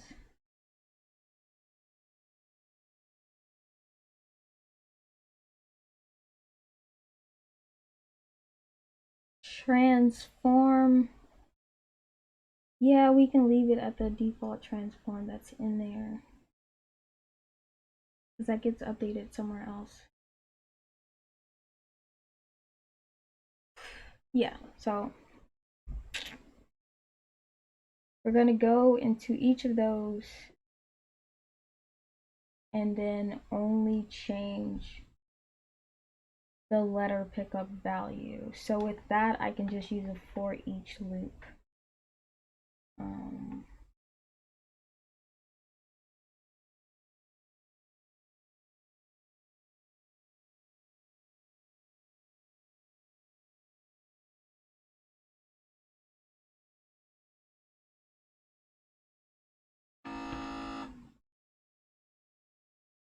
Is there a shuffle? Is that a link thing? I feel like that's a link thing. Alright. Let me just get this out of my brain. Okay, so for each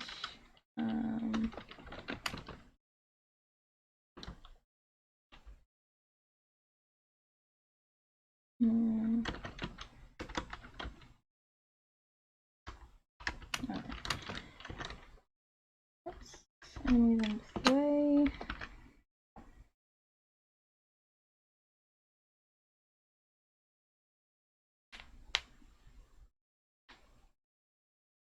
Damn, I kind of do need to do it for you.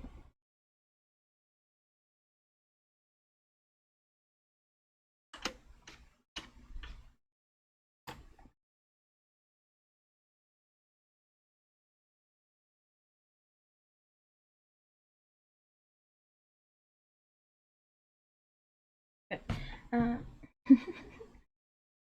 We can do that in there.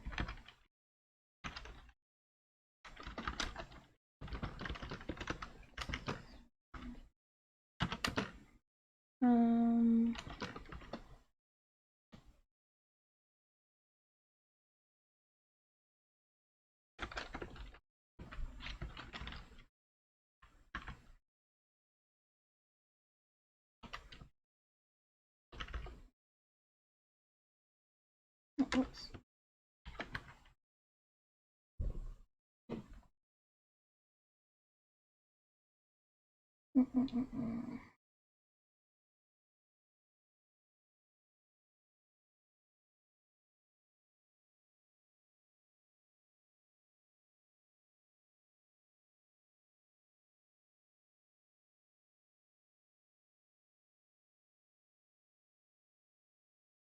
I'm thinking of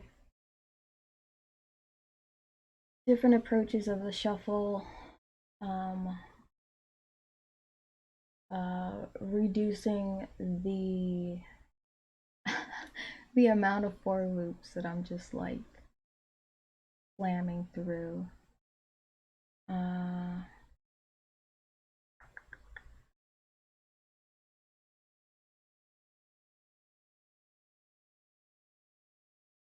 Yeah.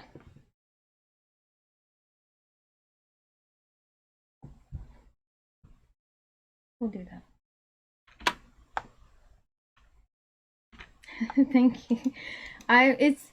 It's picking which way. Like I know what I want to do, but it's the approach that's I'm getting indecisive with. All right.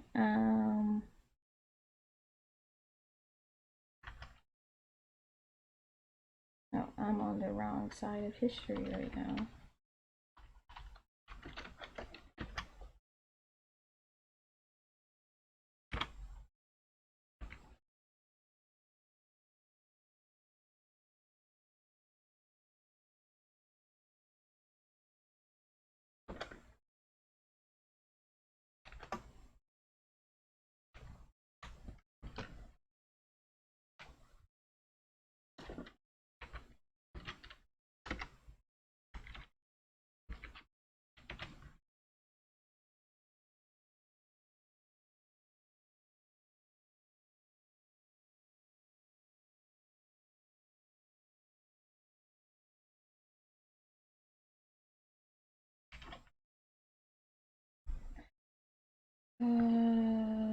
This.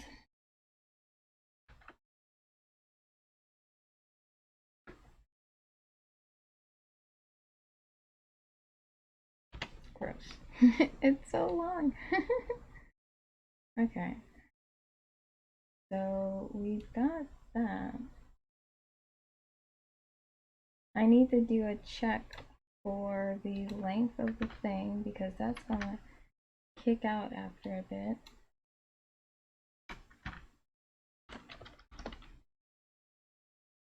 I is less than 3.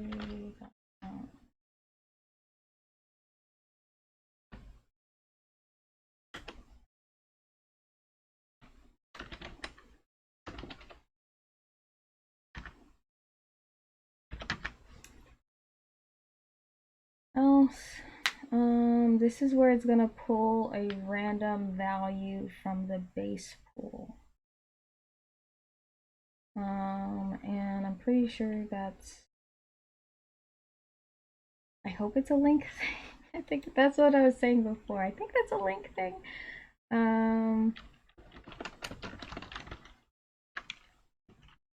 I've searched that a lot, obviously.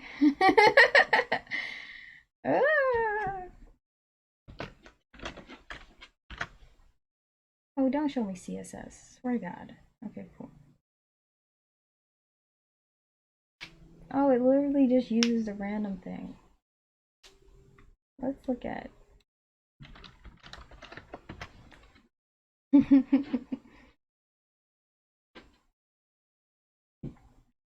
Actually, oh no, not grepper. I don't. Oh, grepper's just gonna show me. Still using random, but order by.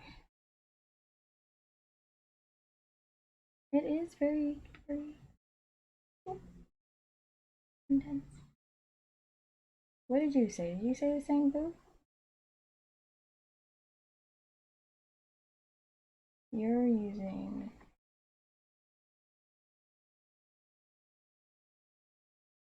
random next. They're a little different. That's not actually my big thing.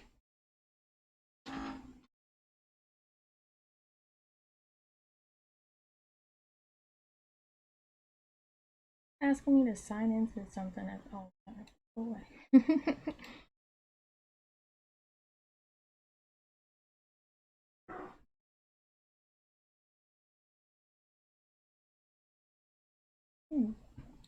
I swore he was in here for a second, but maybe I'm just tripping.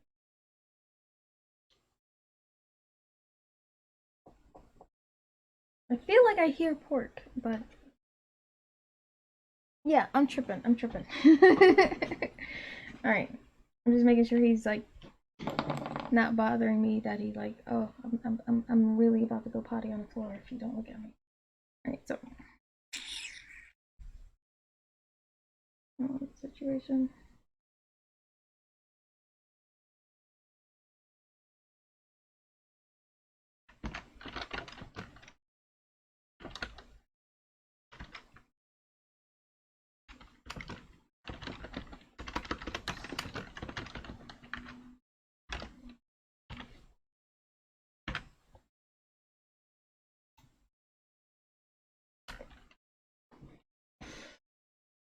So else active pool. All this bad boy.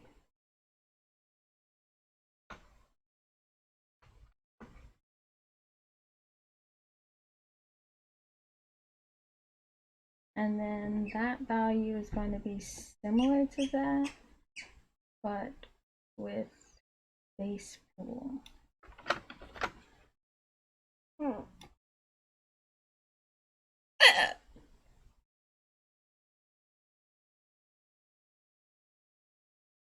Okay. Let's see. Base match pool dot order by randomize.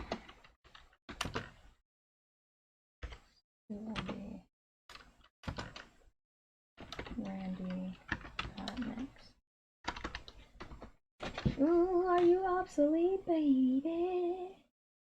You might be obsolete, honey.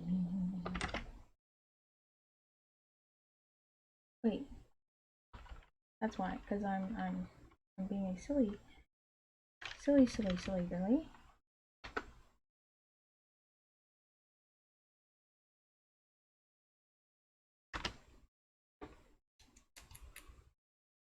Right.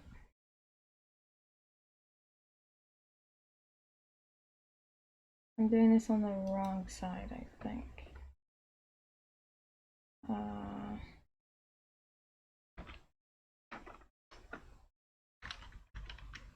I don't need.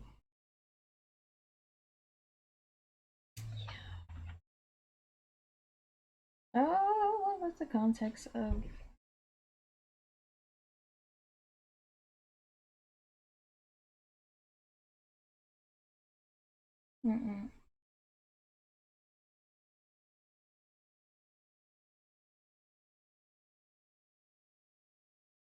Is it X? Is it with commas? Ugh, I've done this in another place. Hold on.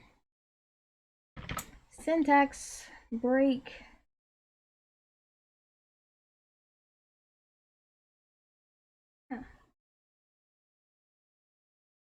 Yeah, okay. So it is X dot blah blah blah blah blah. Am I ordering it incorrectly?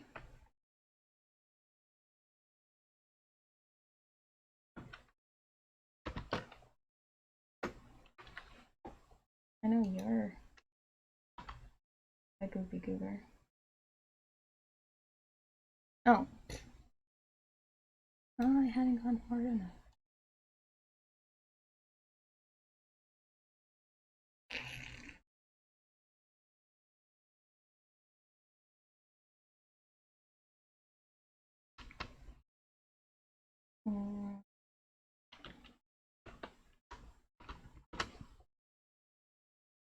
Right.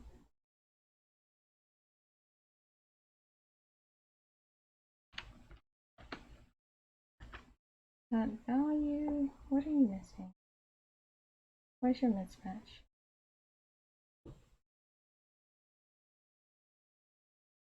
Game object to toString. Wait, is it pulling that whole thing as an object?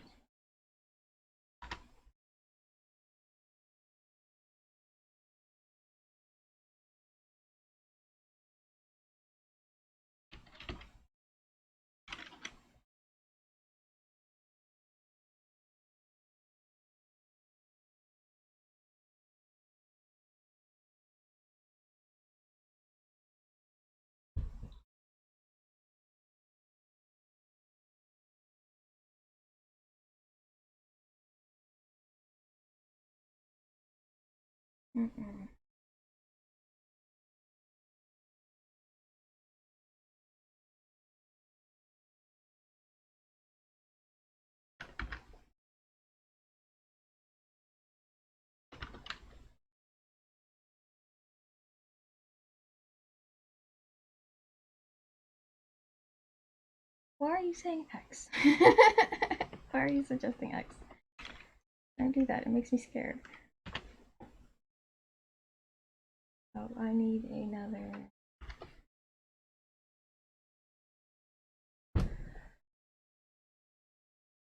Oh, wait a minute. This boy is.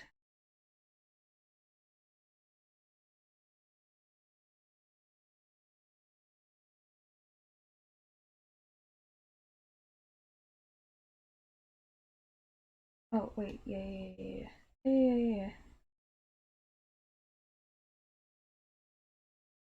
Just slight brain death.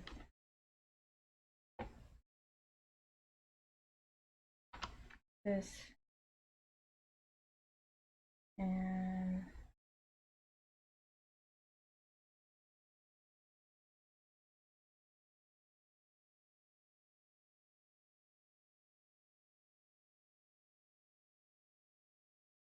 Hmm.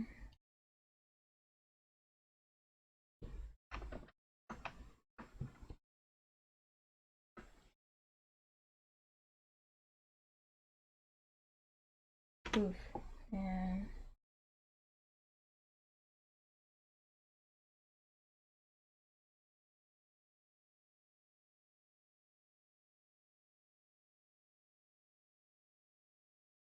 wait, that's it. I know I'm stupid now. Hold on. Please, please, love of God, stop jumping back to that boy. This here.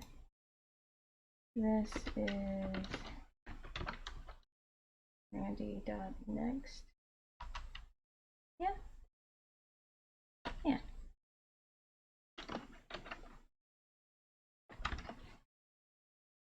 Am I pulling in the wrong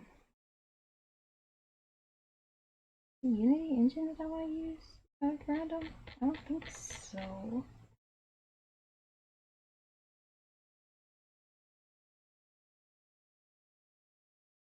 Is it Unity and then engines random?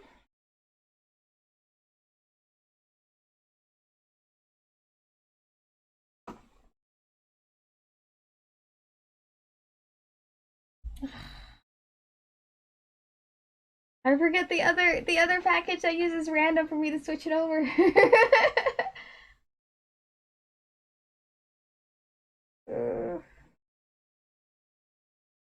Which package are you? Is that just?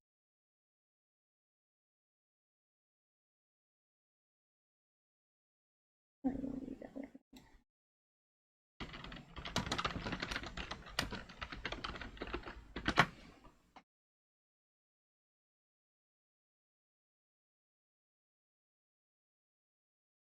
System.random. It is system.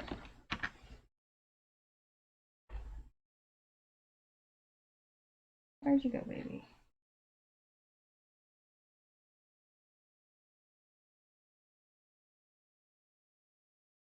Okay, cool. And my next,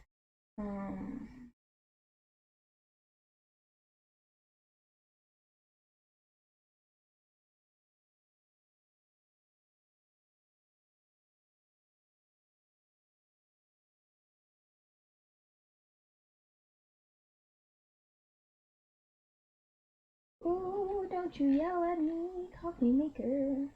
You don't even know what you're doing.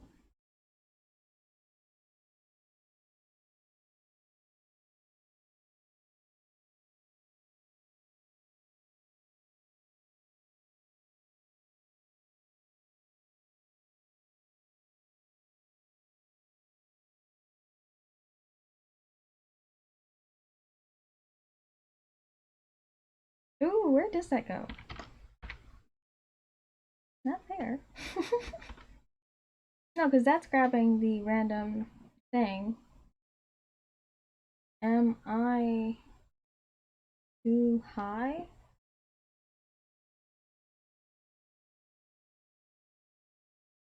In base pool? What's base pool? Breakdown.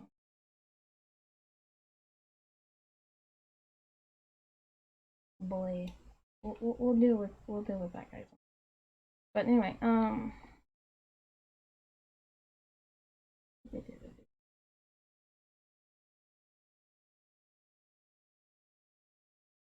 oh,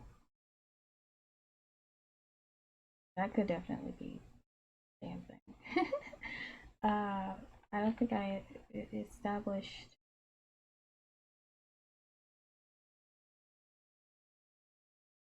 No, that should be fine regardless.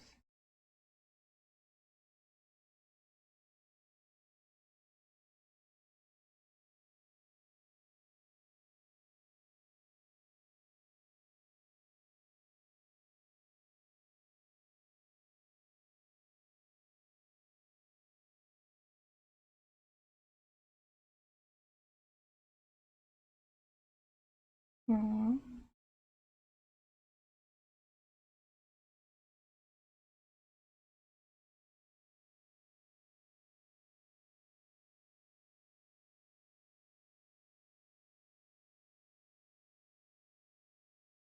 With these, do I typically separate them off into another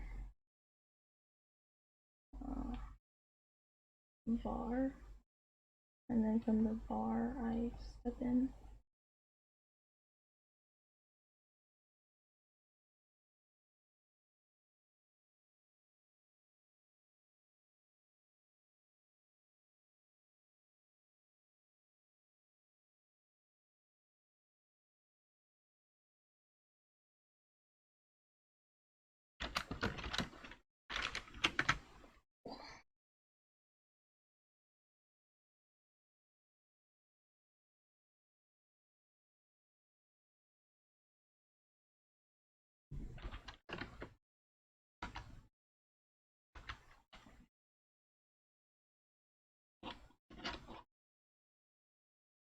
Where is it fine?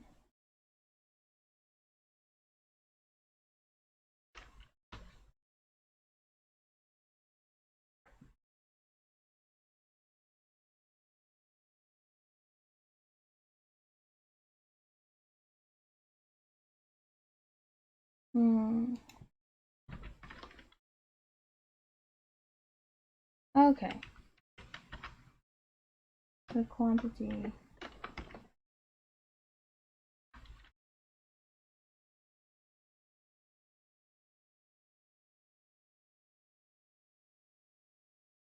Am I tripping? Heavily so.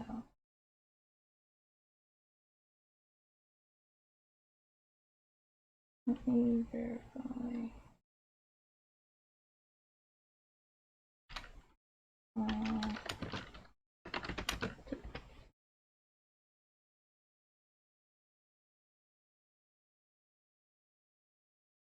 Okay, so with take from the start of a sequence,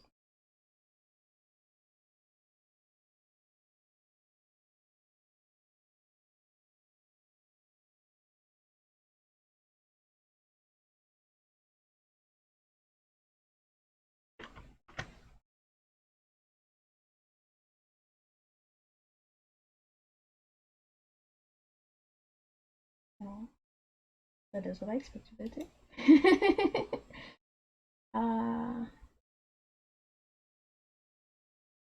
I might be.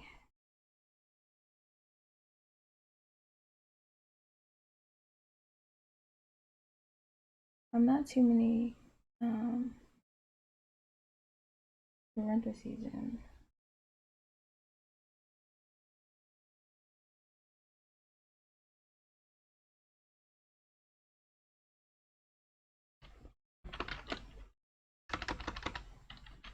No, it's not fussing about it being game object.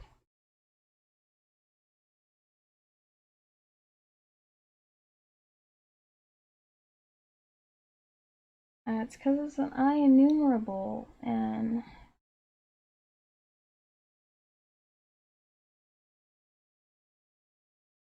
trying to refer to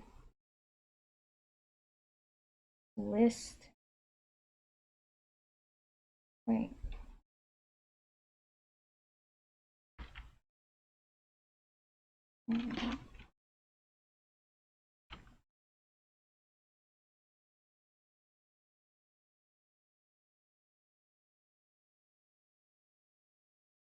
You're enumerable. Let me do it. You're enumerable.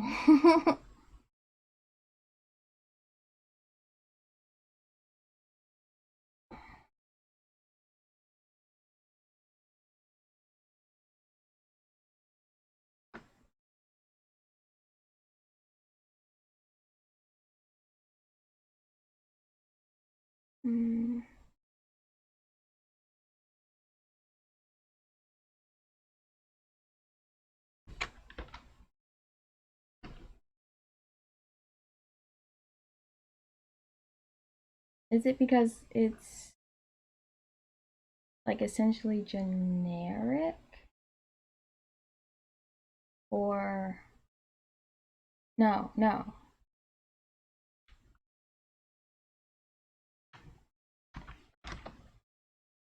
there. Okay. I believe the context with that. God, this is such an ugly line. But that's Link for you. Okay, so with the context of this hot steamy mess.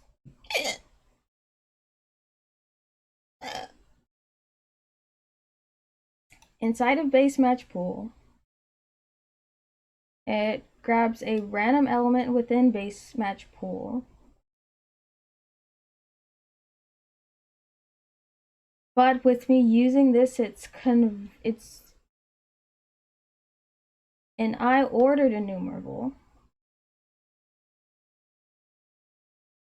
This removes the ordered enumerable, just makes it I enumerable. So it's like still a list object of itself. And because it's a list object of itself, you can't use the get component because it's not an individual game object. It's a list of one game object. And because it's a list of one game object, you have to talk to it out of being a list of game object. So first, just grabs the first guy, which would be a singular game object that's no longer I enumerable. Yo, it's kind of gross jumping through, but we got there. I'm definitely gonna need to verify the random feature that's happening, or the random context that's happening there. We're gonna go back up here.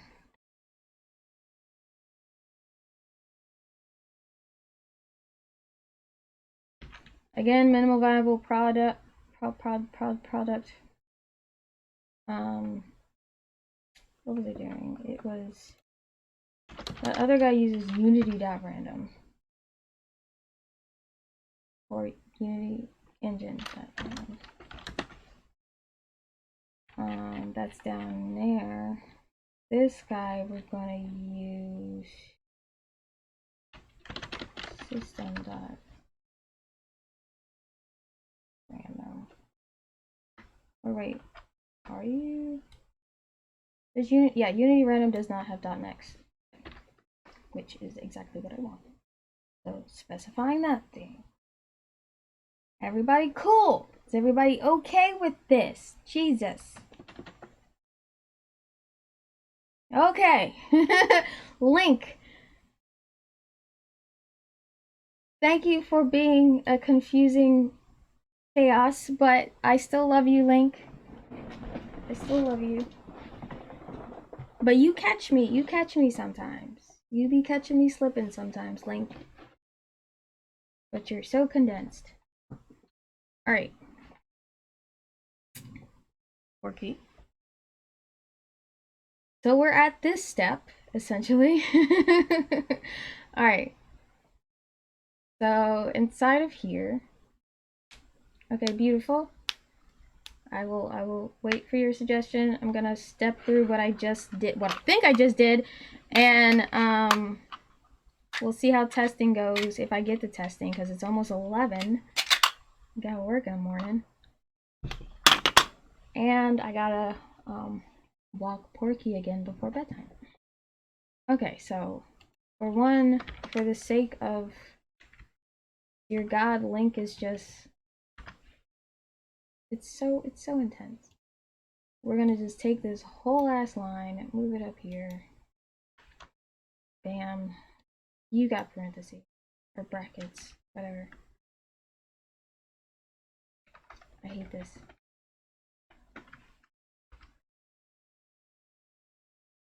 I just want order. Alright, so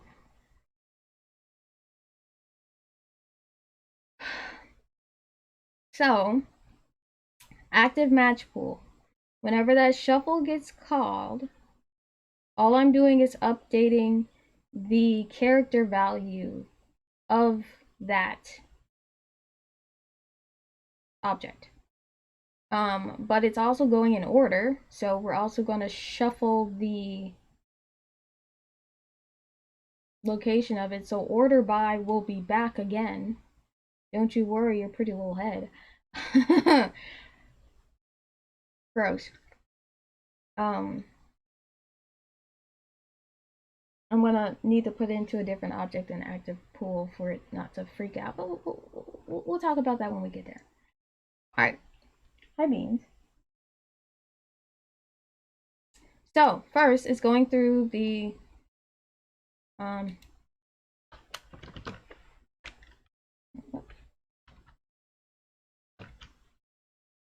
oh, it's less than paranoia.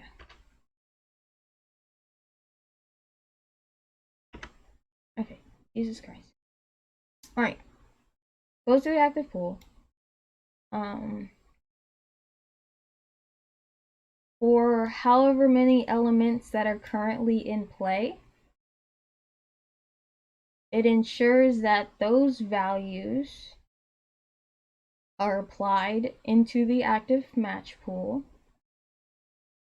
Those are specifically set inside of there. Else, whatever that's left will get a random value from the base match pool, which the base match pool is a collection of all the potential characters that has been selected for that vocabulary list. It's going to be gross for me to test this. I'm going to have to nuke a couple things, but that'll be fine.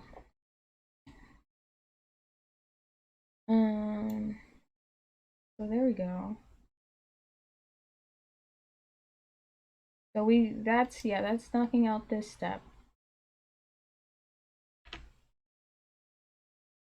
And so to shuffle those things, because like from at this point I want to shuffle the entire list again because I want to make sure that essentially it when it populates into the scene, the first however many objects that are actively knitting, the first set are going to be the matching thing. So like if the player catches on, it's kind of just like, oh, so don't worry about any of those other guys. I just go straight for whatever these first populated things are. So instead, we're going to shuffle it by kind of just like sticking everything into a var. We're going to stick this into a var, and then we're going to pop it into active pool. What is active? Here we go.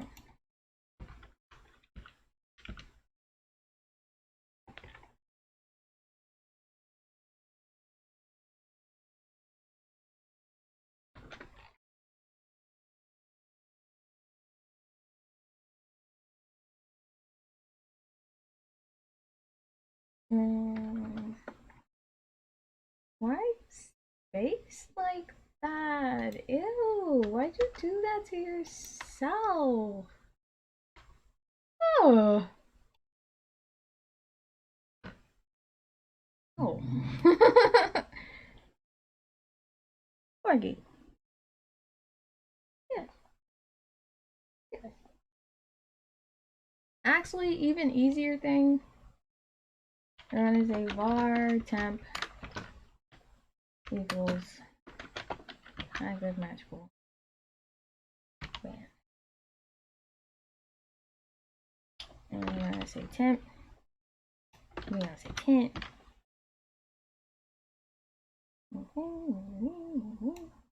And then down here, active match pool equals temp dot order by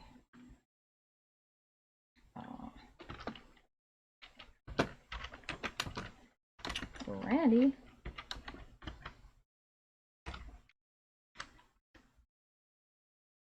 Randy on next.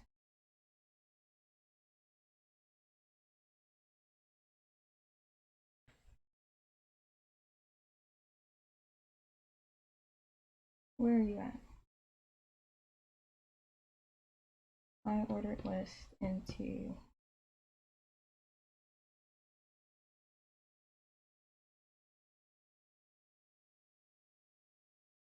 I don't think I do a take one there. Smells like flowering.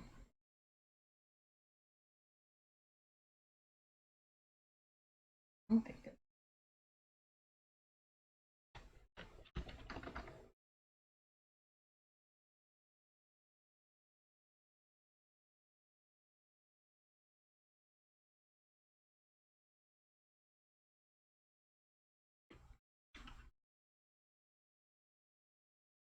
No, I'm just gonna make you to this.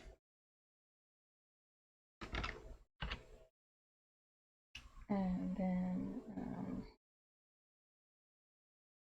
that's that.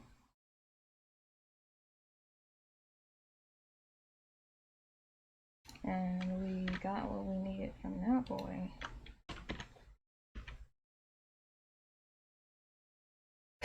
Okay, and inside of here,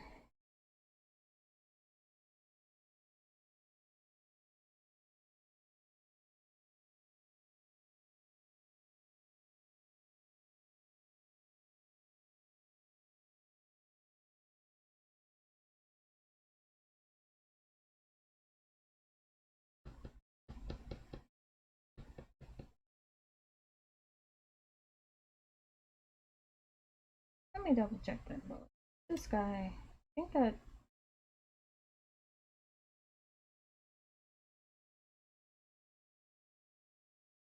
I might not need this anymore because this kind of double whammies that.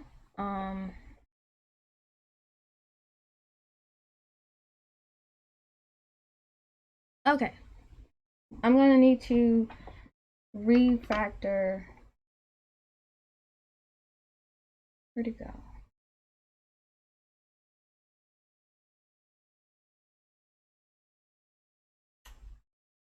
This guy, or not that guy, but the context in which spawn letter uses it.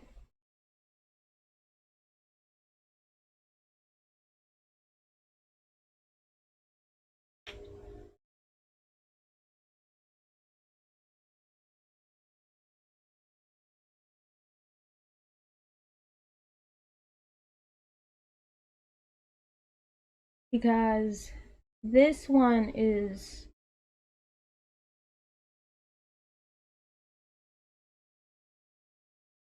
bringing that pickup back.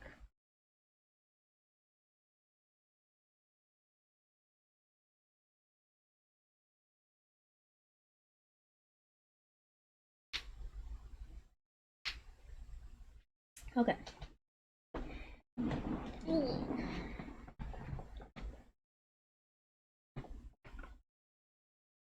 So that's a separate boy.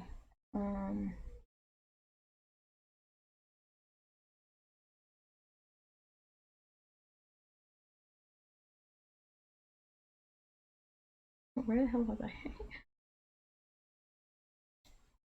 Okay, cool.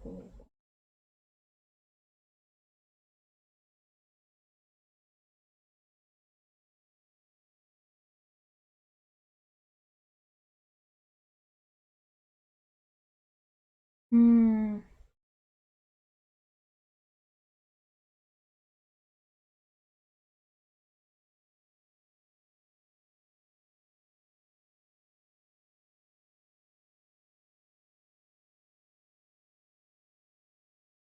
Who is setting place? Because I don't think I set place inside of here.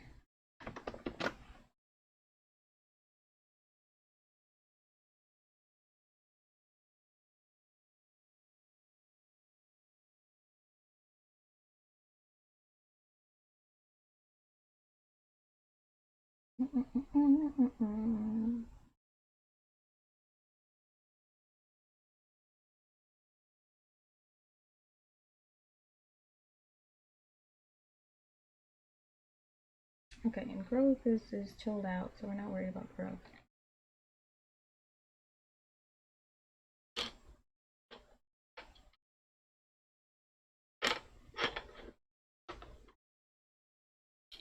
Quick text documentation. Hi, Porky.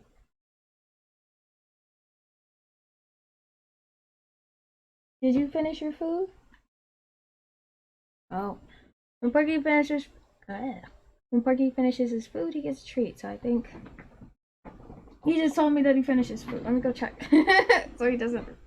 I'm coming. I'm coming. I'm coming. You finish your food.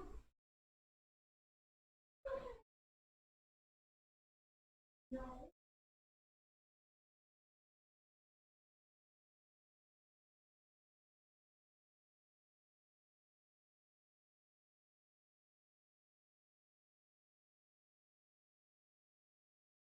You're a liar.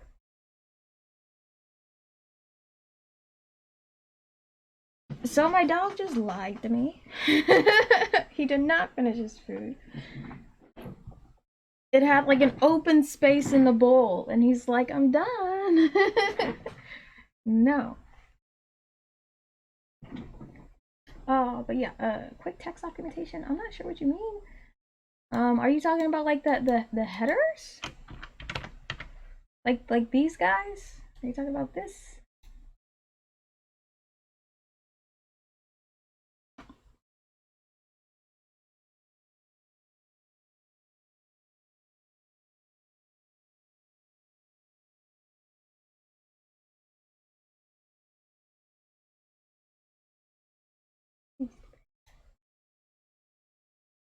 What out of here? Somehow have.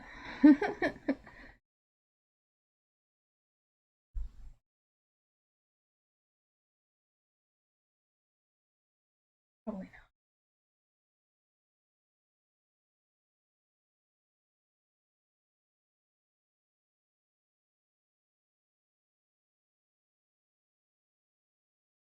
Oh,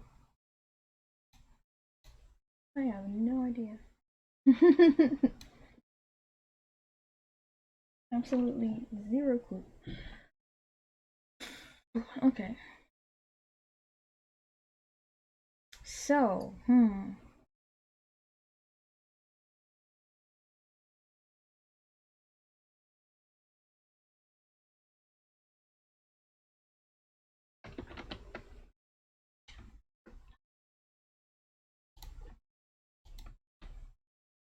Okay, I want to say this.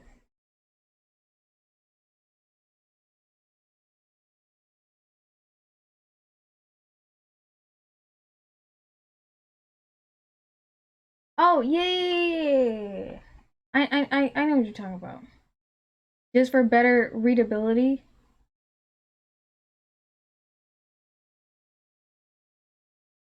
It's okay, like I do that at certain content. Did you finish it?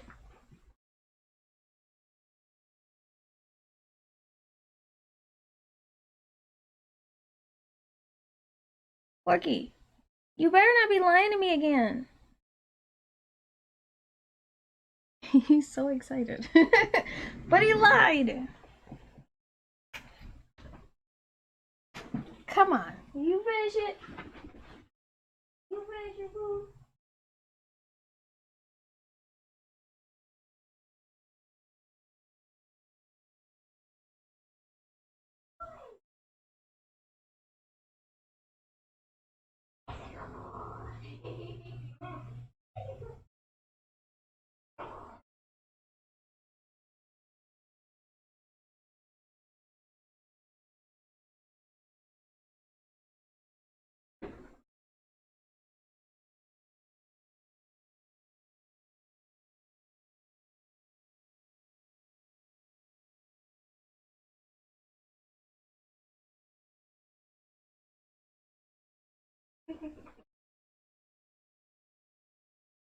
Okay, he got his treat and he's happy now.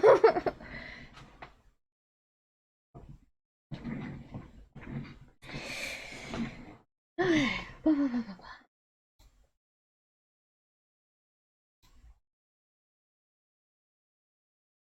Yeah, like okay, so I do that too, depending on the context.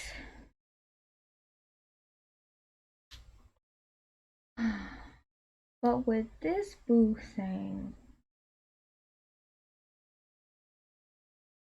it's like weird. Like I would probably like cut it here, but then it shoots it all the way back over there, and it looks like it's to that. So it kind of like goofs the readability a little bit, like even more than it does as is. So it's like contextual when I do that. It's hard out in these streets. It's hard out in these streets.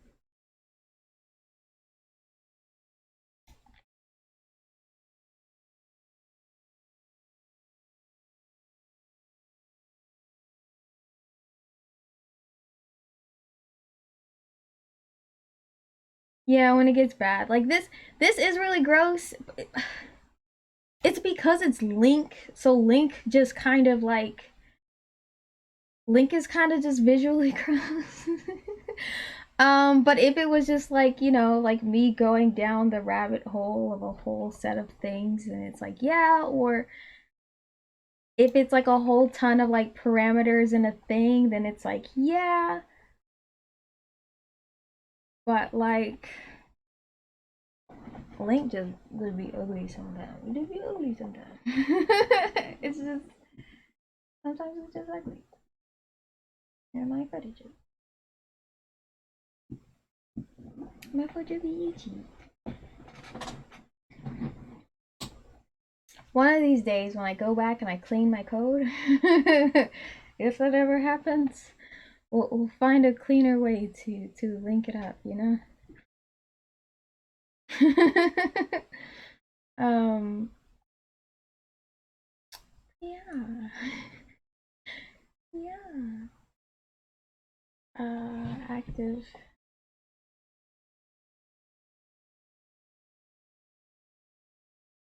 on amount.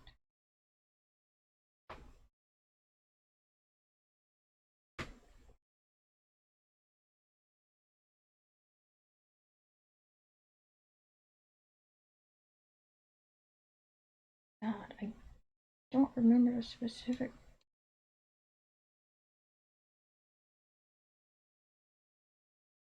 Like the naming conventions that are used inside of here are like appropriate for something else, but it's not appropriate for this thing, and so it's confusing me a little bit.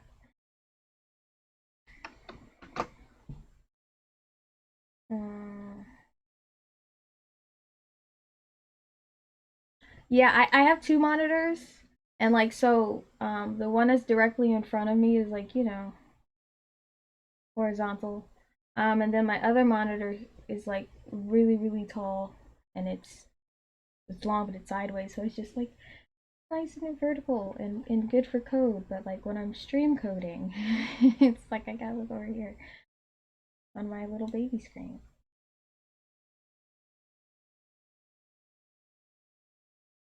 Okay, so let's see. Take me there.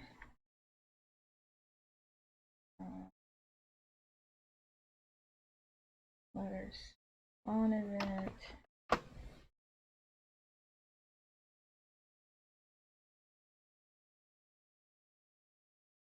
40.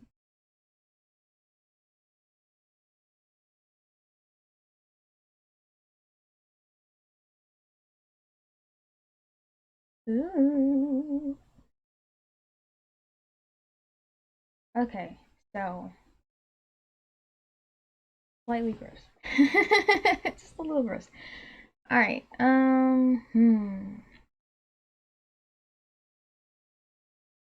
Okay, at least we're back in the same, you know, like little area.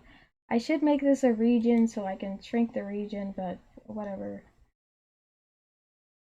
Doesn't matter. So when shuffle active pool is called, I essentially need to, because this does something separate. So when reset.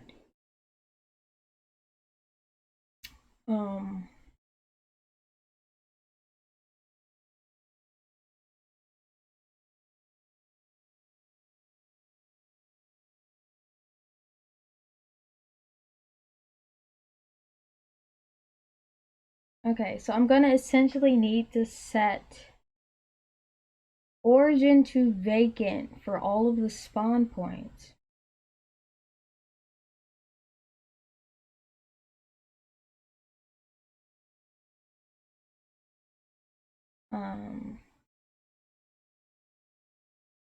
So let's set a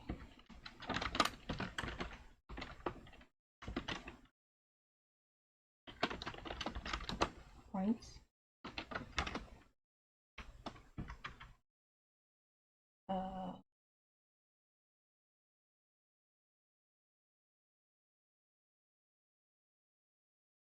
What else? I know like by default they're set to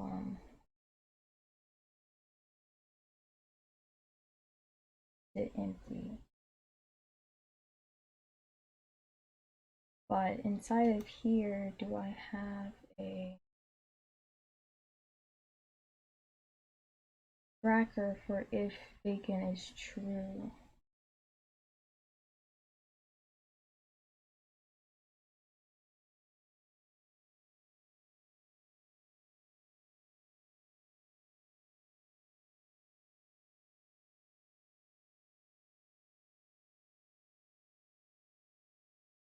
I mean, when I pick it up, I do. Oh. Hmm.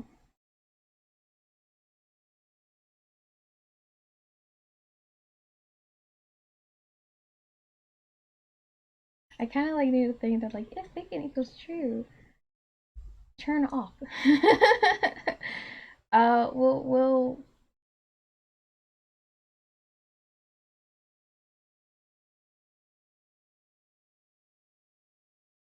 We'll see how it goes as is, because I feel like when it checks through things, it's the delegate stuff triggers some other things in other places. Wait, where is I?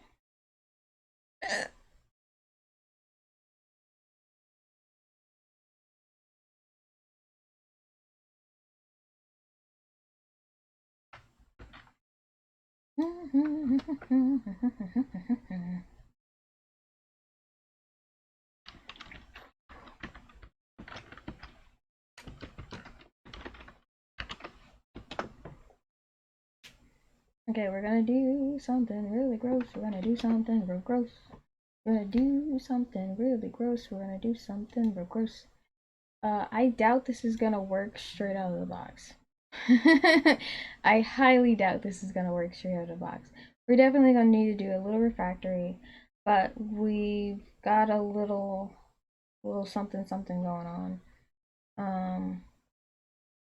You're not a real issue thing, so don't look at that.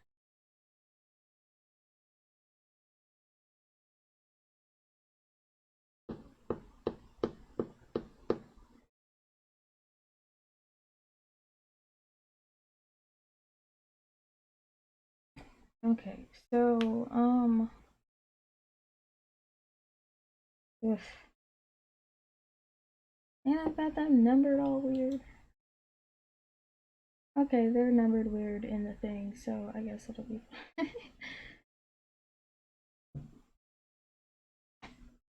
we're gonna make that 3. No, we're gonna make that 2. We're gonna make it 3. Because I also need to make sure it grabs the wrong thing. Okay, good, I am in workshop. Let's see what happens.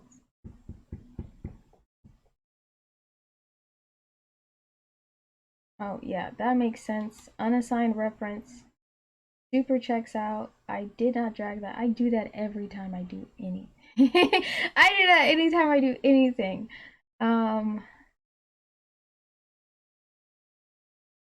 Enemy manager.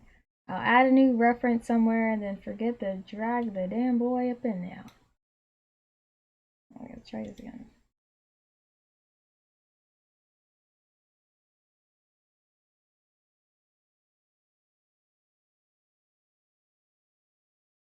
This doesn't have letter pickup either.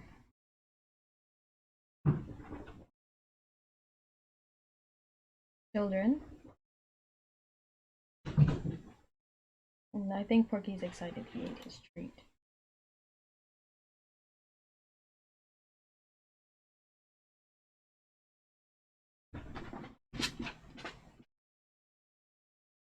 Porky. Index was outside of bounds.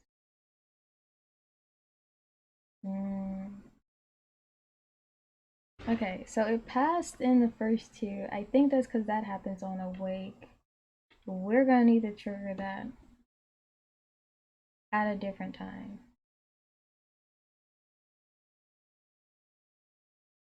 Or let's make this 5 again. And because like it's setting the stuff at awake. And some of the stuff that I'm thinking of doing is happening during the game, so at awake it can do the things by default.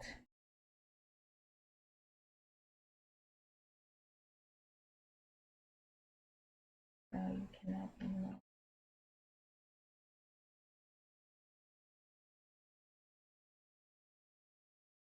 Oh, that didn't bring out another dude. Are you just not gonna spawn any more dudes?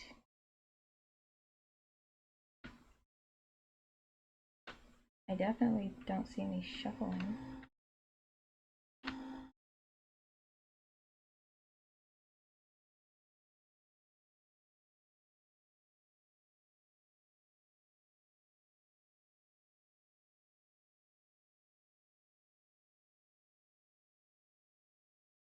Okay, I just noticed that I turned off music and I never put music back on. So we've just been vibing in silence with my chaoticism.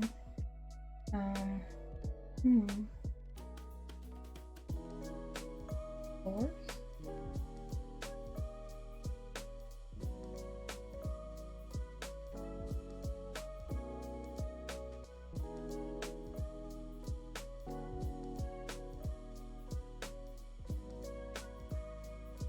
Let's see.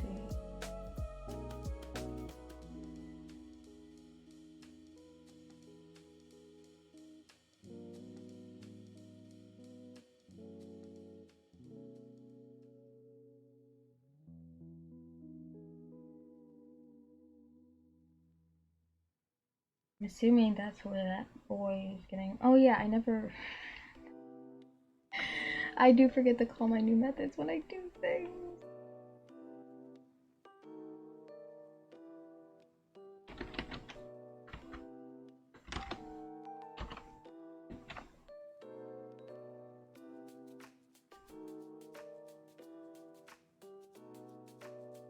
So it's just like calling it and then it's just like vibing.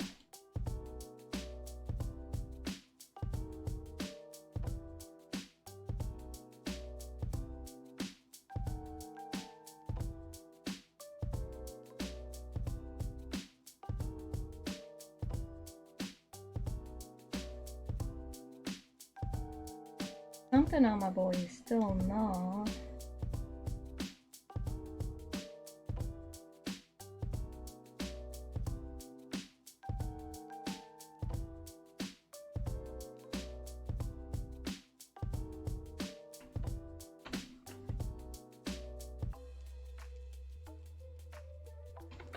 You're like super not okay.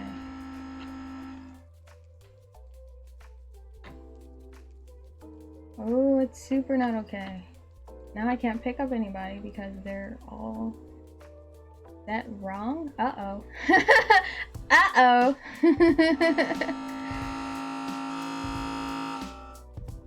Coffee maker, can you please relax?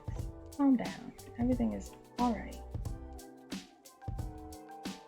Okay, so I'm gonna have to do some bug hunting.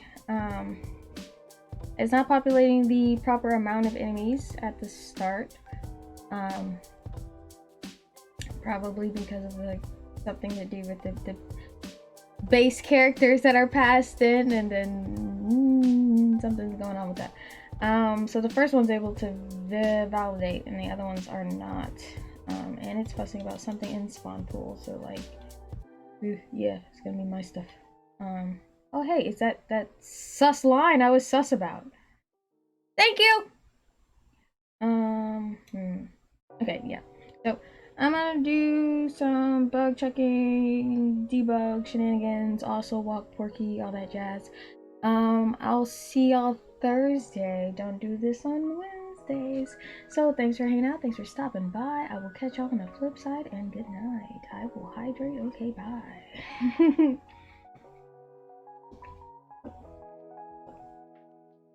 Whoa!